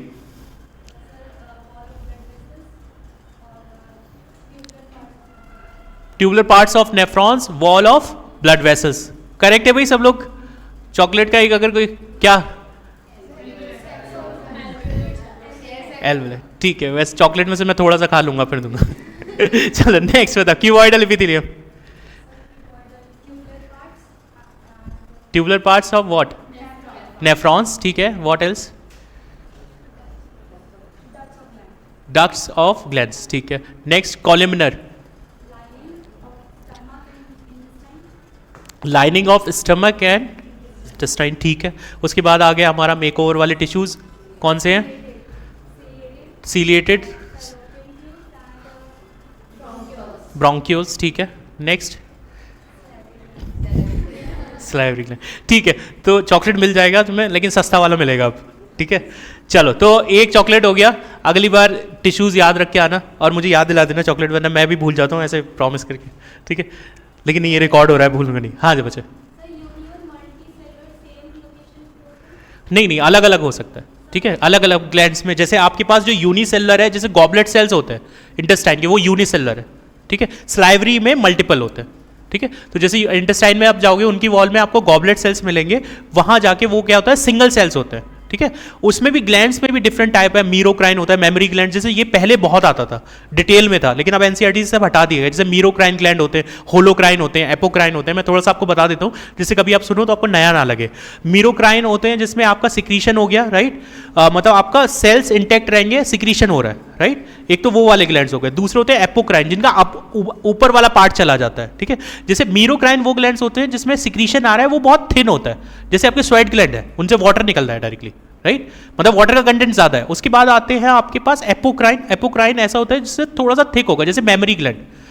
जो मेमोरी ग्लैंड्स होती हैं, मदर से जो मिल्क रिलीज होता है, उसमें सेल्स का अपर पार्ट भी आ जाता है, ठीक है। फिर आते हैं होलोक्राइन। होलोक्राइन में पूरी की पूरी सेल अपने आप को डिफ्यूज कर दे रही है, तो वो बहुत ज्यादा थिक होते हैं। तो आपके जैसे ईयर में जो सिबेशियस वो होता है, उसमें वैक्स निकलता है, वो पूरे पूरे उसमें सेल्स का कंटेंट, सेल्स ही अपने आप को वो कहते थे कि लाओ आज कूद जाती हूँ मैं, पूरा सिक्रीशन यही साथ में, मेरा ही रस निकाल दो सारा, ठीक है। That kind of thing is there. So वो होलोक्राइन ग्लैंड्स है। तो ग्लैंड्स की भी टाइप है, लेकिन अभी हमारे सिलेबस में यहाँ नहीं है, बट इट्स फाइन, अगर आपको पता रहे तो अच्छा है, ठीक है। चलो, तो इतना हो गया, सिंपल क्लियर हो गया। चलो आगे आते हैं। फिर आगे कंपाउंड एपिथेलियम, हालांकि हमने देख लिया था ये कैसा था, इसके पास बहुत सारी लेयर्स है, ये टिश्यूज की दुनिया का मानी है, इसके पास बहुत सारी लेयर्स है, ठीक है। लेकिन इसका फंक्शन, जब इतनी सारे प्रोटेक्शन होते हैं, इतनी सारी लेयर्स होती हैं, तो वो लेयर्स किस चीज में हेल्प करेंगी, तो मल्टी लेयर्ड है, और इसका लिमिटेड रोल है सिक्रीशन एंड एब्जॉर्प्शन में, ठीक है। आपको दो लोगों के बीच में ये कहना है कि नहीं यार हमें कम्युनिकेट करना है, और आपने 10 दीवारें बना ली कि आओ चलो आज बात करते हैं, अपने बीच में 10 दीवार बनाएंगे और फिर बात करेंगे। ये इजी तो नहीं है ना यार, कितना इम्प्रैक्टिकल सा है। सो लिमिटेड रोल है सिक्रीशन और एब्जॉर्प्शन में, क्योंकि लेयर इतनी सारी हैं उसके पास, ठीक है। तो और ये मल्टी लेयर्ड होता है। फंक्शन क्या है, to provide protection against chemical and mechanical stresses, right. कि इतने सारे, आप सोचो कि कोई जैसे होता है ना कि एक कोई सिस्टर है, उसके 10 भाई है, सॉरी ये ज्यादा हो गया, 5 भाई है, अगर उसको किसी ने कुछ भी बोला तो आज किसी की भी कुटाई हो सकती है टाइप। तो मतलब लोग मतलब देख के सही से फिर वो करते हैं कि यार देख लो भाई उसके 4 भाई हैं, 5 भाई हैं, मतलब पिटाई ज्यादा हो सकती है, ठीक है। वो वाला सिचुएशन है जिया कि इसके पास ऑलरेडी इतने लेयर्स हैं, तो कौन पंगा लेगा। तो this is for the her type of stress, chemical, और उसके पास इमोशनल भी काफी सारा सपोर्ट है। आज इस भैया से पैसे ले लिए, आज उससे ले लिए, कितना सारा फायदा हो सकता है, ठीक है।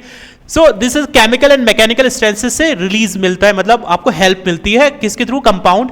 और लिमिटेड रोल सिक्रीशन एब्जॉर्प्शन, वही फंक्शन जो हमने लिखा था यहाँ, वही उसी के बारे में बात कर रहे हैं। लोकेशन के बारे में अगर इसकी बात करें तो आपको पता है कि स्किन में, ड्राई सर्फेसेस ऑफ स्किन में होगा, moist surfaces of buccal cavity and pharynx में होगा। Moist surfaces of buccal cavity and pharynx, pharynx आपका ये पोर्शन है, this is a pharynx portion. इसमें भी 3 पार्ट होते हैं, आपको पता है, ओरोफेरिंग्स, लैरिंगोफेरिंग्स, राइट। तो आपके पास डिफरेंट 3 एरियाज हो जाते हैं। सो वो फेरिंग्स के पोर्शन में मॉइस्ट जो सर्फेसेस है उसमें भी क्या होता है, कंपाउंड एपिथेलियम होता है, ठीक है। उसके बाद inner lining of ducts of salivary gland, देखिए ducts of glands, ducts of salivary glands, जब आपके पास क्वेश्चन आता है ना, यही कंफ्यूजन क्रिएट करता है। इसीलिए मैं आपसे कह रहा हूं कि अभी स्टार बना लो, क्या याद रखना है, बाकी सारी चीजें आपको, बाकी एग्जाम्पल याद रहेंगे, जैसे कॉलमनर का हमेशा याद रहेगा, इंटेस्टाइन में, स्टमक में रहता है। प्रॉब्लम आपको कहां है कि क्यूबॉइडल में आता है क्या, डक्ट्स ऑफ ग्लैंड्स, यहां क्या आ रहा है, डक्ट्स ऑफ सलाइवरी ग्लैंड्स। तो वहां आपको कंफ्यूजन होगा यार क्या लिखना है, उसमें कंपाउंड एपिथेलियम भी दे रखा होगा, तो आप लगा के आओगे फिर दूसरा ऑप्शन, राइट। तो हमें वहां केयरफुल रहना है। साथ में दे रखा है pancreatic ducts. So ducts of salivary gland और पेनक्रियाटिक डक्ट में आपके पास क्या होता है, कंपाउंड एपिथेलियम होता है। ये देख सकते हो मल्टी लेयर्ड सेल, ये हमने ऑलरेडी देख भी लिया था। बताइए अब एपिथेलियम वाला पार्ट सबको क्लियर है, पक्का जोर से बोल सकते हैं जय माता दी, लेट्स रॉक। चलो आगे चलते हैं, ठीक है। तो एपिथेलियल टिश्यू इज डन। उसके बाद आता है आपके पास कनेक्टिव टिश्यू, रिश्तों को जोड़ते हैं। हमारा काम है कौन सा मैट्रिमोनियल है वो, जीवन साथी। सो कनेक्टिव टिश्यू का फंक्शन वही है, क्या करता है, ये लोगों को जोड़ता है, नाम ही कनेक्टिव है। मतलब कितना ऑब्वियस है यार, कुछ तो अलग नाम रखा होता है सोफिस्टिकेटेड, मतलब क्या कनेक्टिव। मतलब फिर उसके बाद तुम सोच रहे हो कि हमसे डॉक्टर से कुछ पूछोगे कि वो तुम्हारे बारे में कुछ बताएं, बता देंगे सब कुछ। क्या है कि ये कनेक्टिव टिश्यूज हैं जो रिश्तों को जोड़ते हैं, राइट। तो कैसे टिश्यूज हैं ये, मोस्ट अबंडेंट है, जो चारों टाइप के टिश्यूज आपने पढ़े, epithelial, connective and muscular and neural, most abundant tissues होते हैं, वाइडली डिस्ट्रीब्यूट टिश्यूज होते हैं, जहां देखो हर कोई रिश्ते जोड़ने में लगा है। वाइडली डिस्ट्रीब्यूटेड टिश्यूज, कौन से टिश्यूज? कनेक्टिव टिश्यूज, आओ चलो रिश्ते जुड़वाएं, वो वाला सिचुएशन है इन टिश्यूज का कि चलो सेल से सेल मिलके कुछ रिश्ते बनाते हैं।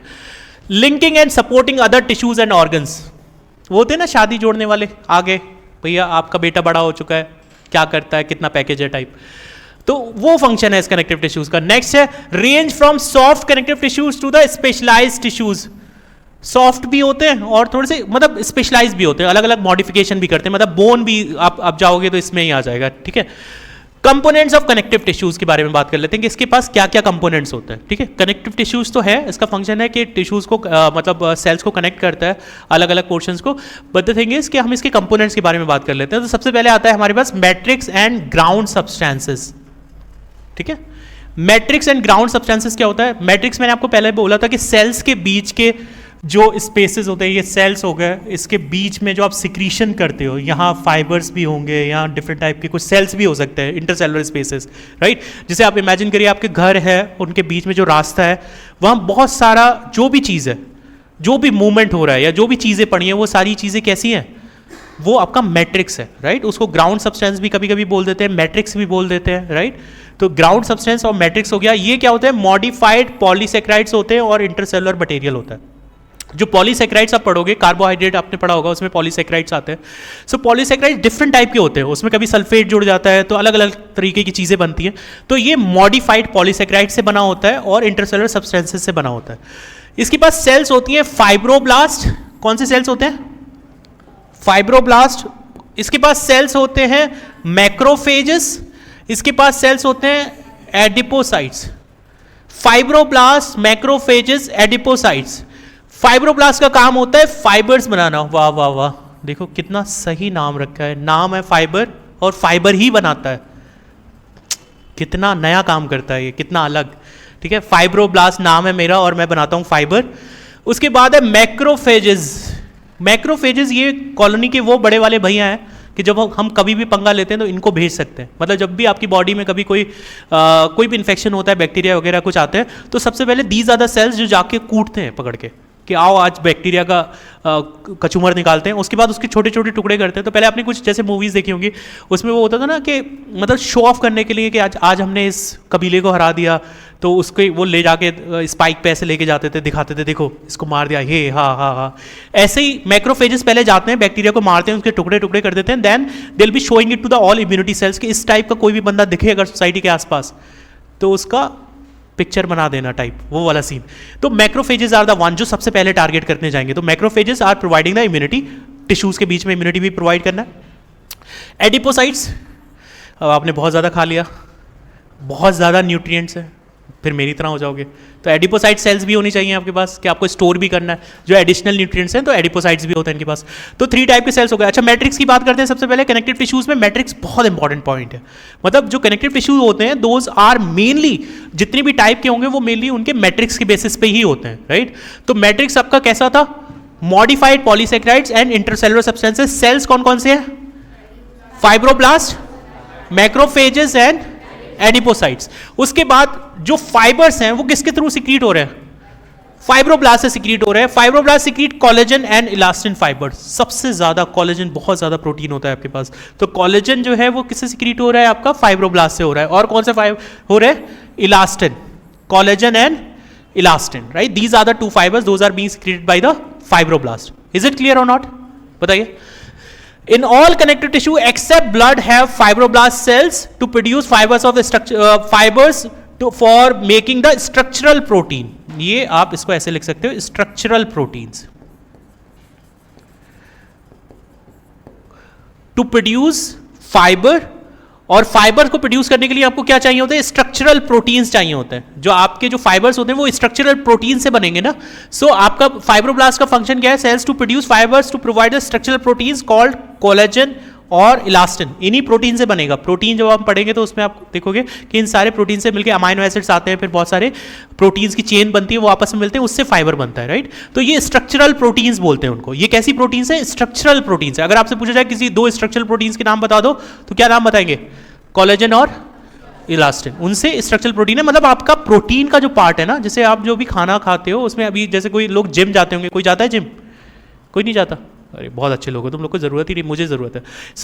तो जो प्रोटीन, जैसे बोलते हैं कि protein diet low, protein diet is like mainly helping in the structural part, आपकी बॉडी की बिल्ड को अच्छा करेगा। ये नहीं कि पेट ऐसे कर दिया, टोन लटक रही है, राइट, वो वाला सिचुएशन नहीं है। तो प्रोटीन्स हेल्प करते हैं स्ट्रक्चरल बिल्डिंग में, ठीक है। चलो अच्छा, फाइबर्स प्रोवाइड, क्या प्रोवाइड करेंगे? फाइबर्स स्ट्रेंथ प्रोवाइड करेंगे, इलास्टिसिटी प्रोवाइड करेंगे and flexibility.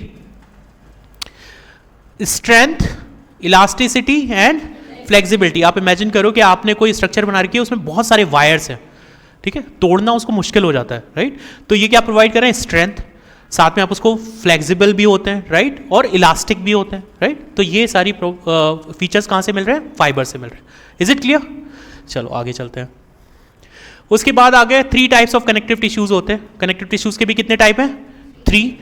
Loose connective tissue, dense connective tissue and specialised connective tissue. Loose, dense and specialised, right.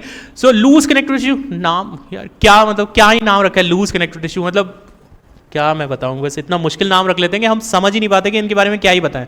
कुछ बता सकते हो क्या इसका नाम है लूज कनेक्टिव टिश्यू? क्या बताना चाह रहा है ये अपने बारे में? बताओ जी बताओ। मतलब सब कुछ लूज लूज होगा। एक एपिथेलियम टिश्यूज था, इस काइंड ऑफ, जैसे कि आप राजीव चौक पे था, कौन सा epithelium, tightly packed cell, intercellular matrix नहीं। अब आ जाओ आप कोई ऐसा स्टेशन, जैसे आप नोएडा इलेक्ट्रॉनिक सिटी सेंटर से चढ़ो, और वो भी आपको मेट्रो लेनी हो रात के 10 बजे या सुबह के 5 बजे, कोई है ही नहीं, मतलब आप अकेले घूम रहे हो, मेट्रो में नाच रहे हो, कुछ लोग वीडियो बना रहे हैं ऐसे, आपने देखा कुछ लोग होते हैं ऐसे, मतलब कभी कभी सुबह में वीडियो डाल रहा है, अकेला ही है पूरे मेट्रो में, इधर से उधर घूम रहा है, लेट रहा है, वो वाला फील है। Loose connective tissues are the kind of tissues जिसमें सब कुछ बहुत लूज है, सेल्स घूम रहे हैं आराम से, फाइबर्स भी अलग मजा कर रहे हैं कि बहुत स्पेस है भैया, बहुत स्पेस है, यहाँ पूरा बंगलो बन जाएगा। So loose connective tissues are kind of those, right. और इसमें आते हैं 2 tissues, areolar connective tissues and adipose tissues. Areolar connective tissues ये वैसी जगह पे जैसे हमें कुछ पैकिंग करनी होती है ना, तो उसके बीच में हम बफर कुछ रखते हैं, आपने देखा होगा ना, कुछ फ्रेजाइल लिखा होता है उस पर, हम कभी बफरिंग करने के न्यूज़पेपर भर दिया, या ऐसे आप कुछ शीट, हाँ, बबल रैप कर देते हो, ठीक है। तो उस टाइप का फंक्शन कौन कर रहा होता है? लूज कनेक्टिव टिश्यूज कर रहे होते हैं, क्योंकि ये थोड़ा सा सपोर्ट प्रोवाइड करेंगे इंटरनल ऑर्गन्स को, जिससे वो सेफ रहे, राइट। तो वो होते हैं लूज कनेक्टिव टिश्यूज, उसके बारे में बात कर लेते हैं, ठीक है।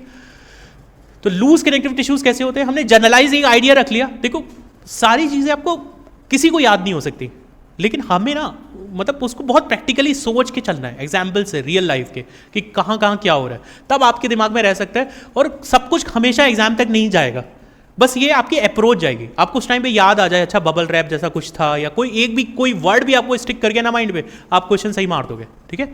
सो लूज कनेक्टिव टिश्यूज में आपके 2 टाइप के टिश्यूज होते हैं, areolar tissues and the adipose. इसमें कैसे होते हैं? Cells and fibres are loosely packed semi solid ground substances. Clear है ना? इसमें कोई कंफ्यूजन नहीं होना चाहिए कि कनेक्टेड एक टिश्यू है तो उसके अंदर सेल्स तो होंगे, और अगर टिश्यू है और उसके अंदर मैट्रिक्स भी है तो मैट्रिक्स भी होगा, और लूजली पैक्ड है तो बहुत अच्छा हो गया, हम उसको एक्सप्लेन कर सकते हैं। कितने टाइप के लूज कनेक्टिव टिश्यू, कितने टाइप के हो गए? Areolar and adipose. एरियोलर में आप देखो कौन कौन से मेजर सेल्स होते हैं, फाइब्रोब्लास्ट होते हैं, मैक्रोफेजेस होते हैं, और मास्ट सेल्स होते हैं, बहुत इंपॉर्टेंट सेल्स है। फाइब्रोब्लास्ट और मैक्रोफेजेस से आप ऑलरेडी मिल चुके हो, ठीक है, मिल लिए थे ना, क्या करते थे ये? फाइबर्स बनाते हैं, ठीक है। मैक्रोफेजेस के बारे में मैंने स्टोरी बता दी, कॉलोनी के बड़े वाले भैया पीटने वाले। अब बात करते हैं मास्ट सेल्स की, ये बहुत अच्छे सेल्स हैं, इनके बारे में बात करेंगे, पहले इसको देख लेते हैं। इसके अंदर एडिपोज टिश्यूज के अंदर सेल्स होते हैं एडिपोसाइट्स, इसके अंदर आप न्यूट्रिएंट्स को स्टोर करते हो in the form of fat, ठीक है। अब बात करते हैं मास्ट सेल्स की। आपके एनसीईआरटी में बहुत ज़्यादा नहीं दे रखा, लेकिन ये स्पेशल टाइप के सेल्स होते हैं जो आपको इन्फ्लामेशन के टाइम पे हेल्प करते हैं। जैसे कभी आप, जैसे कोविड के टाइम पे आपने देखा होगा तो डॉक्टर्स, या कभी आप डॉक्टर्स को विजिट करते होगे तो दे विल बी टेलिंग कि यार इन्फ्लामेशन बहुत हो रहा है, सुना है? तो what do you think, like inflammation in a positive sense, you are taking it in a positive sense और इन अ नेगेटिव सेंस? मतलब जैसे मैं वर्ड बोल रहा हूँ inflammation, what do you think about it? It's a positive for your body और it's a negative thing? Negative feel ही ऐसा आता है कि यार ये बहुत नेगेटिव चीज़ है, क्या इन्फ्लामेशन हो रहा है? Inflammation is a kind of mechanism that your body is fighting against the infection. Doctor उस इन्फ्लामेशन को मेजर करने के लिए उसके पास पैरामीटर है कि वो इन्फ्लामेशन को चेक कर रहा है। But the thing is that is positive thing. Suppose आपको चोट लग जाती है, आपने देखा होगा स्वेलिंग आ जाती है, दैट इज अ इन्फ्लामेशन. आपने देखा होगा कभी चोट लगती है रेड हो जाता है, रेड हो गया, स्वेलिंग हो गई, वो सब क्या चीज़ें हैं? That is a inflammation, that is a positive thing for your body. अगर सपोज आपको चोट हो गई, किसी ने आपको पिन चुबा दिया पीछे से, आपको पता ही नहीं चल रहा, आपकी कोई बॉडी रिस्पॉन्स ही नहीं कर रही, ना उस पर स्वेलिंग हो रहा है, ना आपका कोई ना स्वेलिंग हुआ, ना रेडनेस हुआ, और बॉडी कोई एक्शन ही नहीं ले रही है, तो फिर तो खराब हो जाएगी सारी चीज़ें, right? So inflammation is a kind of thing that your body is fighting against the infection. Swelling होती है, that is a good thing. Swelling इसलिए हो रहा है कि फ्लूइड का इंटेक ज़्यादा बढ़ जाता है. आपके घर में आप देखो, अगर कोई बच्चा रो रहा होता है, तो कि छोटा कोई भाई बहन को अगर उसमें उसने कुछ वो किया, मम्मी पापा सबसे पहले यार अगर ये रो रहा है भाई इसको चुप करा दो, इसको दे दो सब कुछ. Same kind of thing happens in the body, कि बॉडी के अंदर अगर कोई चीज़ वीक है या कहीं कोई चोट लगी तो उसको पहले टेक केयर करेंगे, तो उसमें मास्ट सेल्स हेल्प करते हैं, और इससे केमिकल रिलीज होता है हिस्टामिन. ये आप लिख लीजिए, हिस्टामिन रिलीज होता है. Histamine, serotonin and heparin, these are the chemical, those are release by mast cells. ठीक है, कौन से 3 चीजें रिलीज हो रही हैं? Histamine, serotonin and heparin, right? Histamine जो होता है that is a vaso constrictor. ठीक है, फिर आपके पास आ गया serotonin, sorry vaso dilator. Histamine जो है that is a vaso dilator, ये वैसो डायलेटर है. मतलब जब भी आपको चोट लगेगी तो हिस्टामिन रिलीज होगा, बहुत सारा हिस्टामिन आएगा, और वो क्या करेगा? डायलेट कर देगा. वैसो डायलेटर का मतलब आपकी जो वेसल को डायलेट कर दिया, तो ब्लड का सप्लाई बढ़ जाएगा वहां. सेरोटोनिन का फंक्शन होता है इसका just opposite, that is a vasoconstrictor. और फिर हेपेरिन होता है that is like helping in the, that is a anticoagulant, right? आपको ब्लड में मतलब कोगुलेशन नहीं होने देता, that is a function of heparin, right? तो आई थिंक इसकी फंक्शन क्लियर हो गया. ठीक है, function serve as a support framework for epithelium. Epithelium के लिए सपोर्ट वर्क की तरह काम करता है. मैंने आपको बोला जैसे packing, as a packing tissue भी बोल सकते हो आप. एरियोलर टिश्यू को आप बोल सकते हो पैकिंग टिश्यू.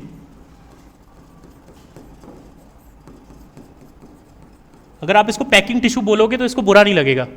ठीक है, so this is also packing tissue. किसके नीचे होता है? स्किन के नीचे होता है. आप इस टिश्यू को देख सकते हो, ये आपको देखने में बड़ा अजीब सा लगता होगा, एब्स्ट्रैक्ट आर्ट, एम.एफ. हुसैन का बिक जाएगा 10 करोड़ का टाइप लगता है, वैसा ही लगता है, लेकिन ऐसा काइंड ऑफ टिश्यू. कौन सा टिश्यू है? Areolar tissue. आप देख रहे हो यहाँ सारे सेल्स कितने मजा कर रहे हैं ऐसे. ये फाइब्रोब्लास्ट है.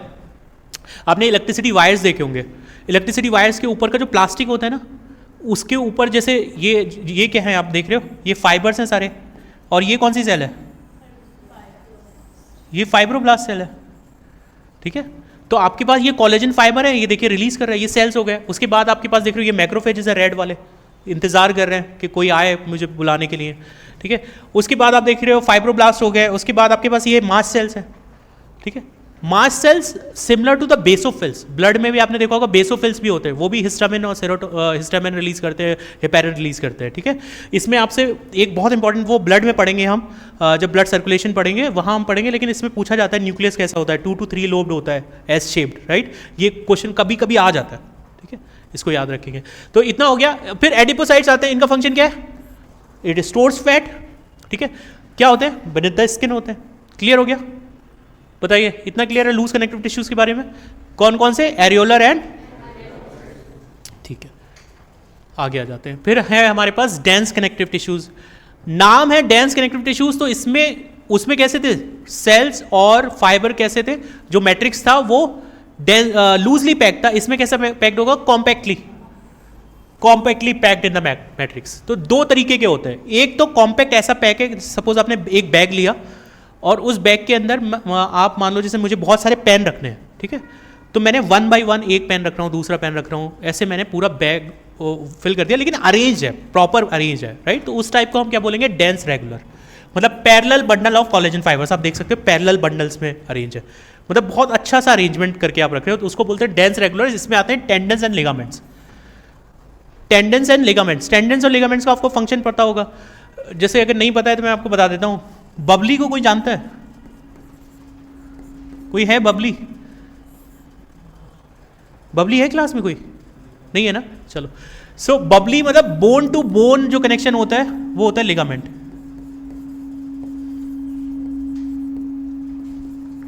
अब अगर आपको ये पता है तो टेंडन के बारे में तो आप बता ही दोगे. ठीक है, सो आपके पास डेंस रेगुलर क्या हो गया? Tendons and ligaments. तो उसमें आप फिर भूलना नहीं, बबली को याद रखना। बोन टू बोन कनेक्शन किसके थ्रू होगा? लिगामेंट के थ्रू। बोन टू मसल्स किसके थ्रू होगा? टेंडन्स के थ्रू। और इसमें आपसे पूछा जाए मैट्रिक्स कैसा होता है तो आप बोलोगे टाइटली पैक्ड होता है, लेकिन अरेंज होता है, प्रॉपर अरेंज होता है, ठीक है। उसके बाद आता है आपका डेंस इरेगुलर। डेंस इरेगुलर जैसे मैं पेन लाया बहुत सारे और डब्बे के अंदर मैंने ऐसे ही फेंक दिया, अब ना वो पैरेलल नहीं अरेंज है, एक के ऊपर एक है, 90 डिग्री 60 डिग्री कहीं भी कुछ अरेंज हो गए, आपने फिल कर दिया, राइट। वो डेंस इरेगुलर है, ये होता है स्किन के अंदर। क्लियर इतना? पक्का? दूसरे टाइप के टिश्यूज हैं ये डेंस कनेक्टिव टिश्यूज। पहला हमने कौन से पढ़ा था? लूज कनेक्टिव टिश्यूज, दूसरा डेंस कनेक्टिव टिश्यूज, तीसरा आप पढ़ते हैं स्पेशलाइज्ड कनेक्टिव टिश्यूज। एक स्पेशल कैटेगरी लगती है कनेक्टिव टिश्यूज में, उनको बोलते हैं स्पेशलाइज्ड कनेक्टिव टिश्यूज। इसमें स्पेशलाइज्ड कनेक्टिव टिश्यूज में हमारे पास आ रहे हैं, पहली कैटेगरी होती है स्पेशलाइज्ड कनेक्टिव टिश्यूज में भी पहला होता है skeletal connective tissues. Skeletal connective tissues वो हैं जिसके थ्रू आप अभी बॉडी आपकी जो पूरी बात करें, बोन्स हो गए, कार्टिलेज हो गए, राइट। इन्हीं दो के बेसिस पे तो हम अपनी बॉडी को रन कर पा रहे हैं, right. So we are having the bones, we are having the cartilage. तो उसमें आपके पास दो कैटेगरी है, one is a cartilage, one is a bone, ठीक है। कौन सा टिश्यू है ये? Skeletal connective tissue. और ये किस कैटेगरी में आता है? स्पेशलाइज्ड कनेक्टिव टिश्यू में, राइट। और उसमें होता क्या है, कार्टिलेज के सेल्स बहुत ऑब्वियस, कार्टिलेज नाम है, उसमें सेल्स होंगे chondrocytes, solid and pliable. Pliable मतलब बैंडिंग वाला, आप इजीली बैंड कर सकते हो उसको, ठीक है। सो ये कार्टिलेज भी आप कर सकते हो, जैसे ये कार्टिलेज है, नोज वाला आपका कार्टिलेज है, राइट। तो ये all these are the cartilage, आप इनको बैंड कर सकते हो, ज्यादा बैंड नहीं करना, किसी की ना की तोड़ दो, ठीक है। So this is a solid pliable. Bones के साथ क्या कर सकते हैं ऐसा? ये हार्ड है और नॉन प्लायबल है। प्लायबल मतलब बैंडिंग से मतलब है। और इसके पास जो सेल्स होते हैं वो ऑस्टियोसाइट्स होते हैं, ठीक है। ऑस्टियोक्लास्ट भी होते हैं सेल्स। ऑस्टियोक्लास्ट वो क्या करते हैं? सेल्स को क्या करते हैं? डिस्ट्रॉय करते हैं, बोन सेल्स को डिस्ट्रॉय करते हैं। तो आपके पास ये ऑस्टियोसाइट्स, ये बोन सेल्स हैं, ये बना रहे हैं बोन उनको, ठीक है। सो इसके पास आप देखते हो एग्जाम्पल क्या है? Tip of nose, outer ear joints between vertebrae और limbs, hands in adults. Most of the cartilage in vertebrate embryos are replaced by the bones in adults. मतलब जो आपके एम्ब्रियो के अंदर जो कार्टिलेज होती हैं वो अल्टीमेटली क्या बन जाते हैं? बोन बन जाता है, राइट। बोन्स के बारे में मेन स्ट्रक्चरल फ्रेमवर्क है हमारी बॉडी का, is a kind of hanger जिसपे हमारी बॉडी खड़ी है। अब इमेजिन करो किसी का हैंगर निकाल लो, गिर जाएगा ऐसे, वोल्डेमॉर्ट की तरह। हैरी पॉटर देखा है? वोल्डेमॉर्ट देखा है? इसमें हैरी पॉटर देखा है कितने लोगों ने? अच्छा चलो, तो वोल्डेमॉर्ट को तो जानते होगे ना। हाँ, तो वो उसका बस हैंगर ही निकाल लिया था, स्केलेटन वाला।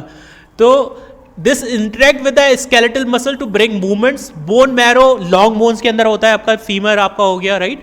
तो आपको पता है लॉन्ग बोन्स के अंदर हमारे पास क्या होता है? बोन मैरो होता है, राइट। और it is also involve in the formation of blood cells, right, क्योंकि आपका इरेथ्रोपोइसिस भी होता है लॉन्ग बोन्स के अंदर, राइट। फिर उसके बाद है support and protect softer tissues and organs.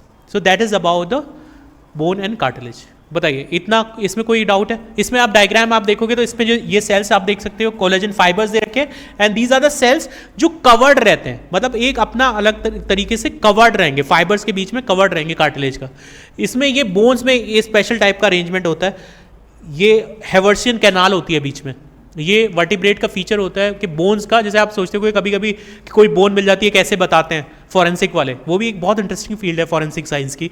उसमें भी बोन अगर आपको मिलती है तो यू कैन टेल कि कहाँ है, कितना उसमें ऑसिफिकेशन कितना है, ऑर्गेनिक कंटेंट, इनऑर्गेनिक कंटेंट के बेसिस पे आप बता सकते हो। तो बोन का अगर आप देखो तो इसमें दो कंपोनेंट होते हैं, एक ऑर्गेनिक एंड इनऑर्गेनिक।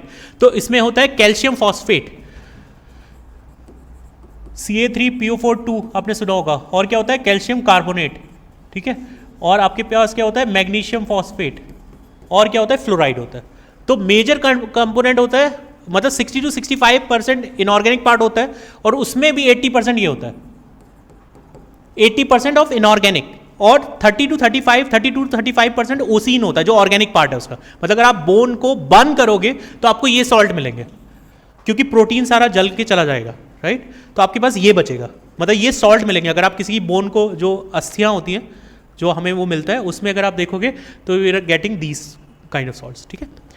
तो this is the bone and cartilage. Then next the special type of tissue is the fluid connective tissue, right. Fluid connective tissue में आपके पास आ रहा है ब्लड, बहुत ज़्यादा डिटेल में नहीं है, द रीजन इज क्योंकि हमें उसको सर्कुलेशन में पढ़ना है बहुत डिटेल में। तो blood is a special type of connective tissue, main circulating fluid that helps in the transport of various substances. बताने की बिल्कुल जरूरत नहीं है, इस चैप्टर में नहीं करेंगे, इसको अगले में करेंगे बहुत डिटेल में, बहुत अच्छा टॉपिक है। कंपोज्ड ऑफ प्लाज्मा कितना होता है 55%, RBCs, WBCs and platelets, those are making the 45%. That is the formed elements like the cells component of the blood. And इसके अंदर fibroblast and fibres are absent.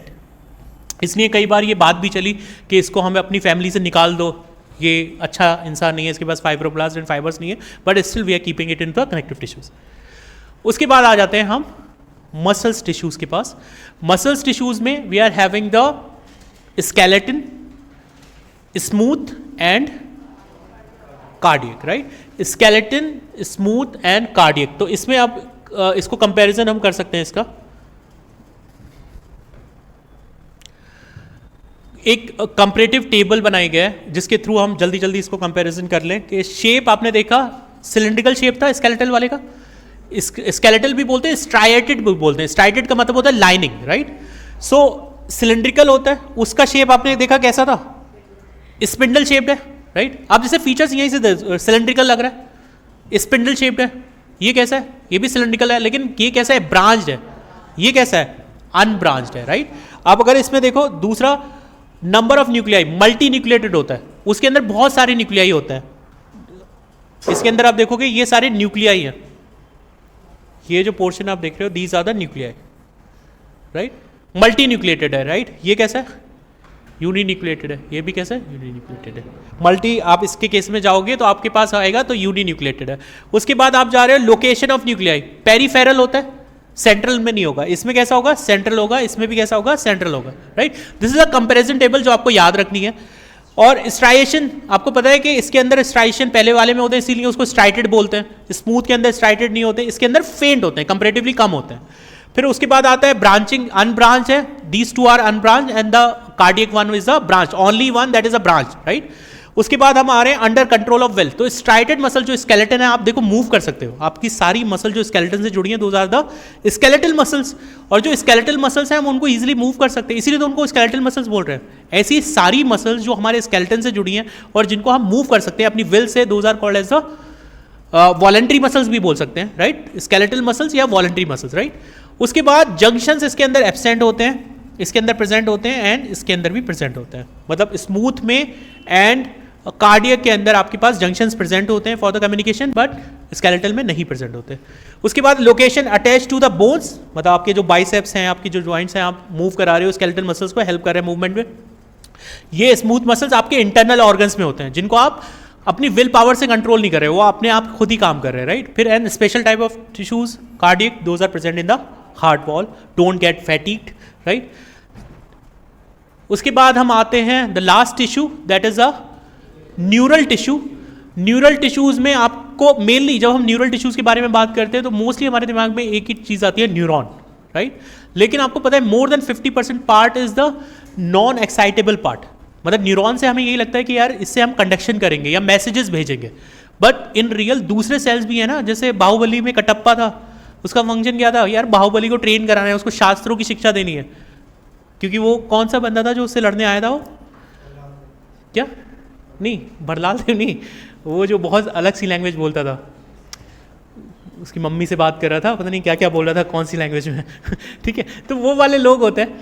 तो अभी हम वापस आते हैं. तो इसमें न्यूरॉन्स में, न्यूरल टिश्यूज के अंदर आपके पास सेल्स बस न्यूरॉन्स ही नहीं है, उसके अलावा सपोर्टिंग सेल्स भी हैं बच्चे. तो सपोर्टिंग सेल्स क्या होते हैं, वो उनको फंक्शनिंग में हेल्प करते हैं, क्योंकि बिना सपोर्ट वर्क के आप काम नहीं कर सकते, ठीक है. जैसे अगर मम्मी खाना ना बना के दें अभी पढ़ने जाने के बाद, और तुम्हें खाना भी बनाना हो तो हो चुका, सारे टिश्यूज़ की बैंड बच जाएगी, ठीक है. तो वो वाला support system is very important, right. Composition unit of neural system होते हैं न्यूरॉन्स, राइट. और दूसरे सेल्स होते हैं neuroglial sales, more than 1/2 of the volume of the neural tissue, जो सपोर्ट टिश्यूज है, राइट. इनका फंक्शन एक्साइटेबिलिटी होता है न्यूरॉन्स का, लेकिन न्यूरोग्लियल सेल्स का नहीं होता. वो एक्साइटेबल, उसमें इंफॉर्मेशन को सेंड करने में वो नहीं कर रहे, वो हेल्प कर रहा है कि चलो ठीक है इंफॉर्मेशन जा रही है तो हम इनको सपोर्ट करते हैं. Function respond to changing condition through various stimuli, protect and support neuron. This is the function of neural tissues. इतना क्लियर है. इसमें एनसीईआरटी में इतने में आपका बस इतना ही दे रखा है, बहुत ज़्यादा डिटेल में नहीं है, क्योंकि इस पोर्शन को हम पढ़ेंगे अभी जब ह्यूमन फिजियोलॉजी पढ़ेंगे तो वहाँ हम डिटेल में करेंगे इसको.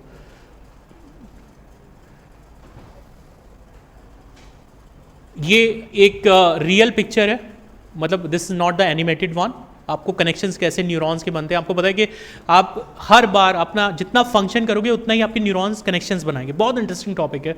एक कभी मेरे पास एक बुक है, कभी आप बहुत इंटरेस्टेड होगे तो I will be sending you to you, sleep and memory. Memory consolidation is always related to the sleep. तो ये मत करना कि तुम 16 घंटे सोने लगो, बट स्लीप मेमोरी आपकी कंसोलिडेट स्लीप से ही होती है। तो बहुत इंटरेस्टिंग टॉपिक है। और अब ब्रेन को अगर आप कभी भी आप जब न्यूरो सर्जन बनोगे तो मैं यही चाहता हूँ कि आप इसको पढ़ो, बहुत इंटरेस्टिंग टॉपिक है।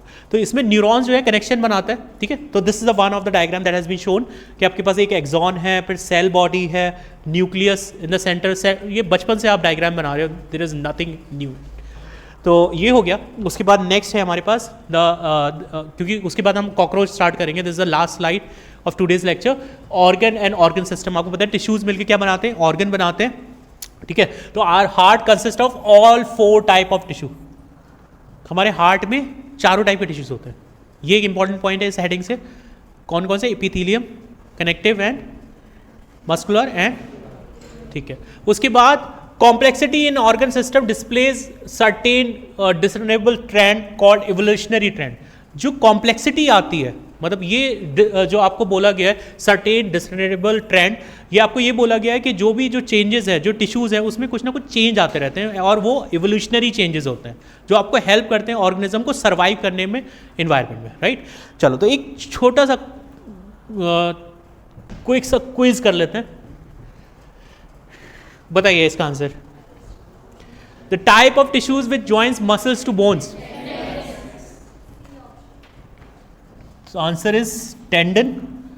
नेक्स्ट बताइए, स्क्वैमस एपिथेलियम कहाँ मिलेगा आपको? पक्का सबको लगता है? कोई ऐसा जिसको लगता हो लाइनिंग ऑफ हार्ट पे मिलता है?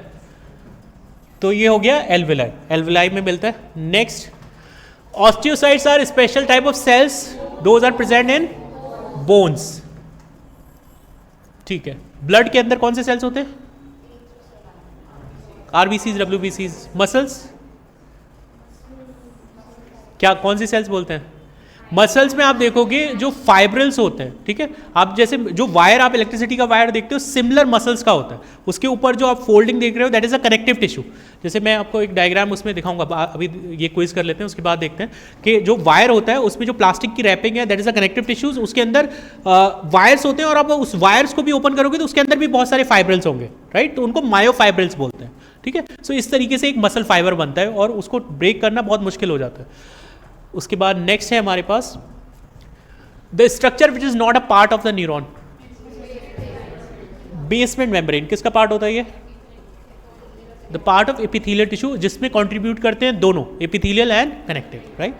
नेक्स्ट आ जाते हैं the type of muscles which shows rhythmic contraction and relaxation are, कौन से? Skeletal, only cardiac muscles, only smooth muscles, cardiac and smooth muscle. बताइए, cardiac and smooth muscles. The type of muscles which shows the rhythmic contraction and relaxation, we are having the cardiac and smooth muscles, ठीक है। तो आपके पास ये option हो गया, क्योंकि बाकी सारे भी उसमें ऑप्शन बनेंगे, लेकिन हमें we have to choose the correct one जो ज़्यादा सपोर्ट करेगा। सो अभी फिर से एक बार समराइज कर लेते हैं अभी हमने क्या क्या किया है। Time is almost over, but still 2 से 3 मिनट दे सकते हैं। आई होप मैं आपको उस टाइम पे बहुत विलन नहीं लगूंगा, लेकिन कर लेते हैं। मैं कुछ कोई क्वेश्चन पूछ लेता हूँ, I think you will be able to give the answer. सबसे पहले हमने पढ़ा था, एक हेडिंग तो एटलीस्ट हमारे पास रहे कि हमने अभी तक क्या क्या पढ़ा है, ठीक है। ठीक है, तो सबसे पहले आप मुझे बताओ, मैं लिखता हूँ क्या पढ़ा। सबसे पहले हमने क्या पढ़ा था?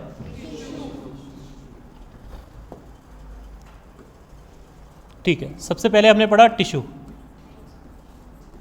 टिश्यूज को पढ़ लिया। टिश्यूज में कोई इंपॉर्टेंट बात आप बता सकते हैं तो? टिश्यूज में हमने पढ़ा था structural, functional and origin, SFO। Structural, functional and origin similar होती है, तो इस टाइप के सेल्स से जो कलेक्शन से बनता है that is a tissue. But in some cells क्या चेंज हो सकता है? Structure and function, origin same रहेगा, ठीक है। फिर क्या पढ़ा? Type of tissues. बताइए types of tissues. Epithelial, connective, muscular and neural. फिर हमने क्या पढ़ा? जंक्शंस पढ़े। जंक्शंस कौन कौन से पढ़े? सबसे पहले हमने पढ़ा टाइट, फिर अडहेरिंग जंक्शन, टैग। आप देखते हो ना किसी पे टैग लगा होता है, तो इससे भी याद रखिएगा ये टैग है, राइट। कौन सा टैग है? Tight junction, adhering junction and gap junction. Tight junction किसको रोक रहा था? लीकेज को रोक रहा था। अडहेरिंग जंक्शन सीमेंटिंग कर रहा था। गैप जंक्शन मिठाई बांट रहा था, राइट। चलो नेक्स्ट आ जाते हैं। टाइप ऑफ टिश्यूज में हमने सबसे पहला कौन सा पढ़ा? एपिथेलियम। एपिथेलियम में एक बार ऐड कर लेते हैं नेक्स्ट स्लाइड। एपिथेलियम हमने पढ़ा। एपिथेलियम में हमने क्या क्या पढ़ा बच्चे? हमने पढ़ा सिंपल एंड कंपाउंड। सिंपल में हमने कौन सा पढ़ा? Squamous, cuboidal, columnar, ciliated and glandular. जल्दी से स्क्वैमस के एग्जाम्पल बता दो। Blood wall of blood vessels and alveoli sac. Cuboidal के बताओ। Ducts of glands and tubular parts of kidney. Next columnar, lining of stomach and intestine. Ciliated epithelium, fallopian tube and bronchioles. Glandular, salivary gland. उसके बाद क्या पढ़ा हमने? Compound. Compound के example बताइए। Compound epithelium कहाँ देखा था? Ducts of salivary glands and pancreatic duct. और कहाँ होता है? ड्राई सरफेसेस और moist surfaces of buccal cavity and pharynx, right. Buccal cavity and pharynx, ठीक है। ये कंपाउंड हो गया। उसके बाद नेक्स्ट आ जाते हैं। फिर और क्या पढ़ा हमने? कनेक्टिव। कनेक्टिव में बताइए क्या क्या पढ़ा? Loose and dense and specialised, ठीक है। इसमें हमने कनेक्टिव टिश्यूज में सेल्स पढ़े थे। कौन कौन से टाइप के सेल्स थे? Fibro, macro and adipocytes. इनका मैट्रिक्स कैसा होता था? जल्दी बताओ। मॉडिफाइड क्या? Polysaccharide. Modified polysaccharides were there, right. और क्या होता था? इंटरसेलुलर सिक्रीशंस, राइट, जो भी होता था। फिर हमारे पास लूज कनेक्टिव टिश्यूज में कौन कौन से होते थे? Areolar and adipose. डेंस में क्या है? रेगुलर और इर्रेगुलर। और स्पेशलाइज में ब्लड हमने पढ़ा है, और आपने बोन्स पढ़े हैं, ठीक है, और कार्टिलेज पढ़ा है, right. So this is we are stopping here क्योंकि ऑलमोस्ट 5 मिनट्स ओवर हो चुके हैं और आप लोग भी पक गए होंगे। बट स्टिल आई थिंक काफ़ी कुछ शायद कुछ गेन किया होगा, कुछ तो रहा होगा। But in the next class will be revising it again so that ये आपकी परमानेंट मेमोरी में चला जाए। और मेक इट लॉजिकल। जितना भी आप पढ़ रहे हो just try to relate it something funny. जो भी आपने टॉपिक पढ़ा है कोशिश करिए उसको रियल लाइफ के कुछ इंसिडेंट से जोड़ने की कोशिश करें, तो it will be easy for you to memorise all of this, right. तो I will be sharing a 1 DPP, उसको सॉल्व करिएगा, then will be meeting in the next class. Cockroach को थोड़ा सा पढ़ के आइएगा, ठीक है, then will be discussing it. तो अगर किसी को डर लगता है कॉकरोच से तो देखेंगे, उसका भी डाइसेक्शन करेंगे यहाँ, ठीक है। चलिए, सो बाय।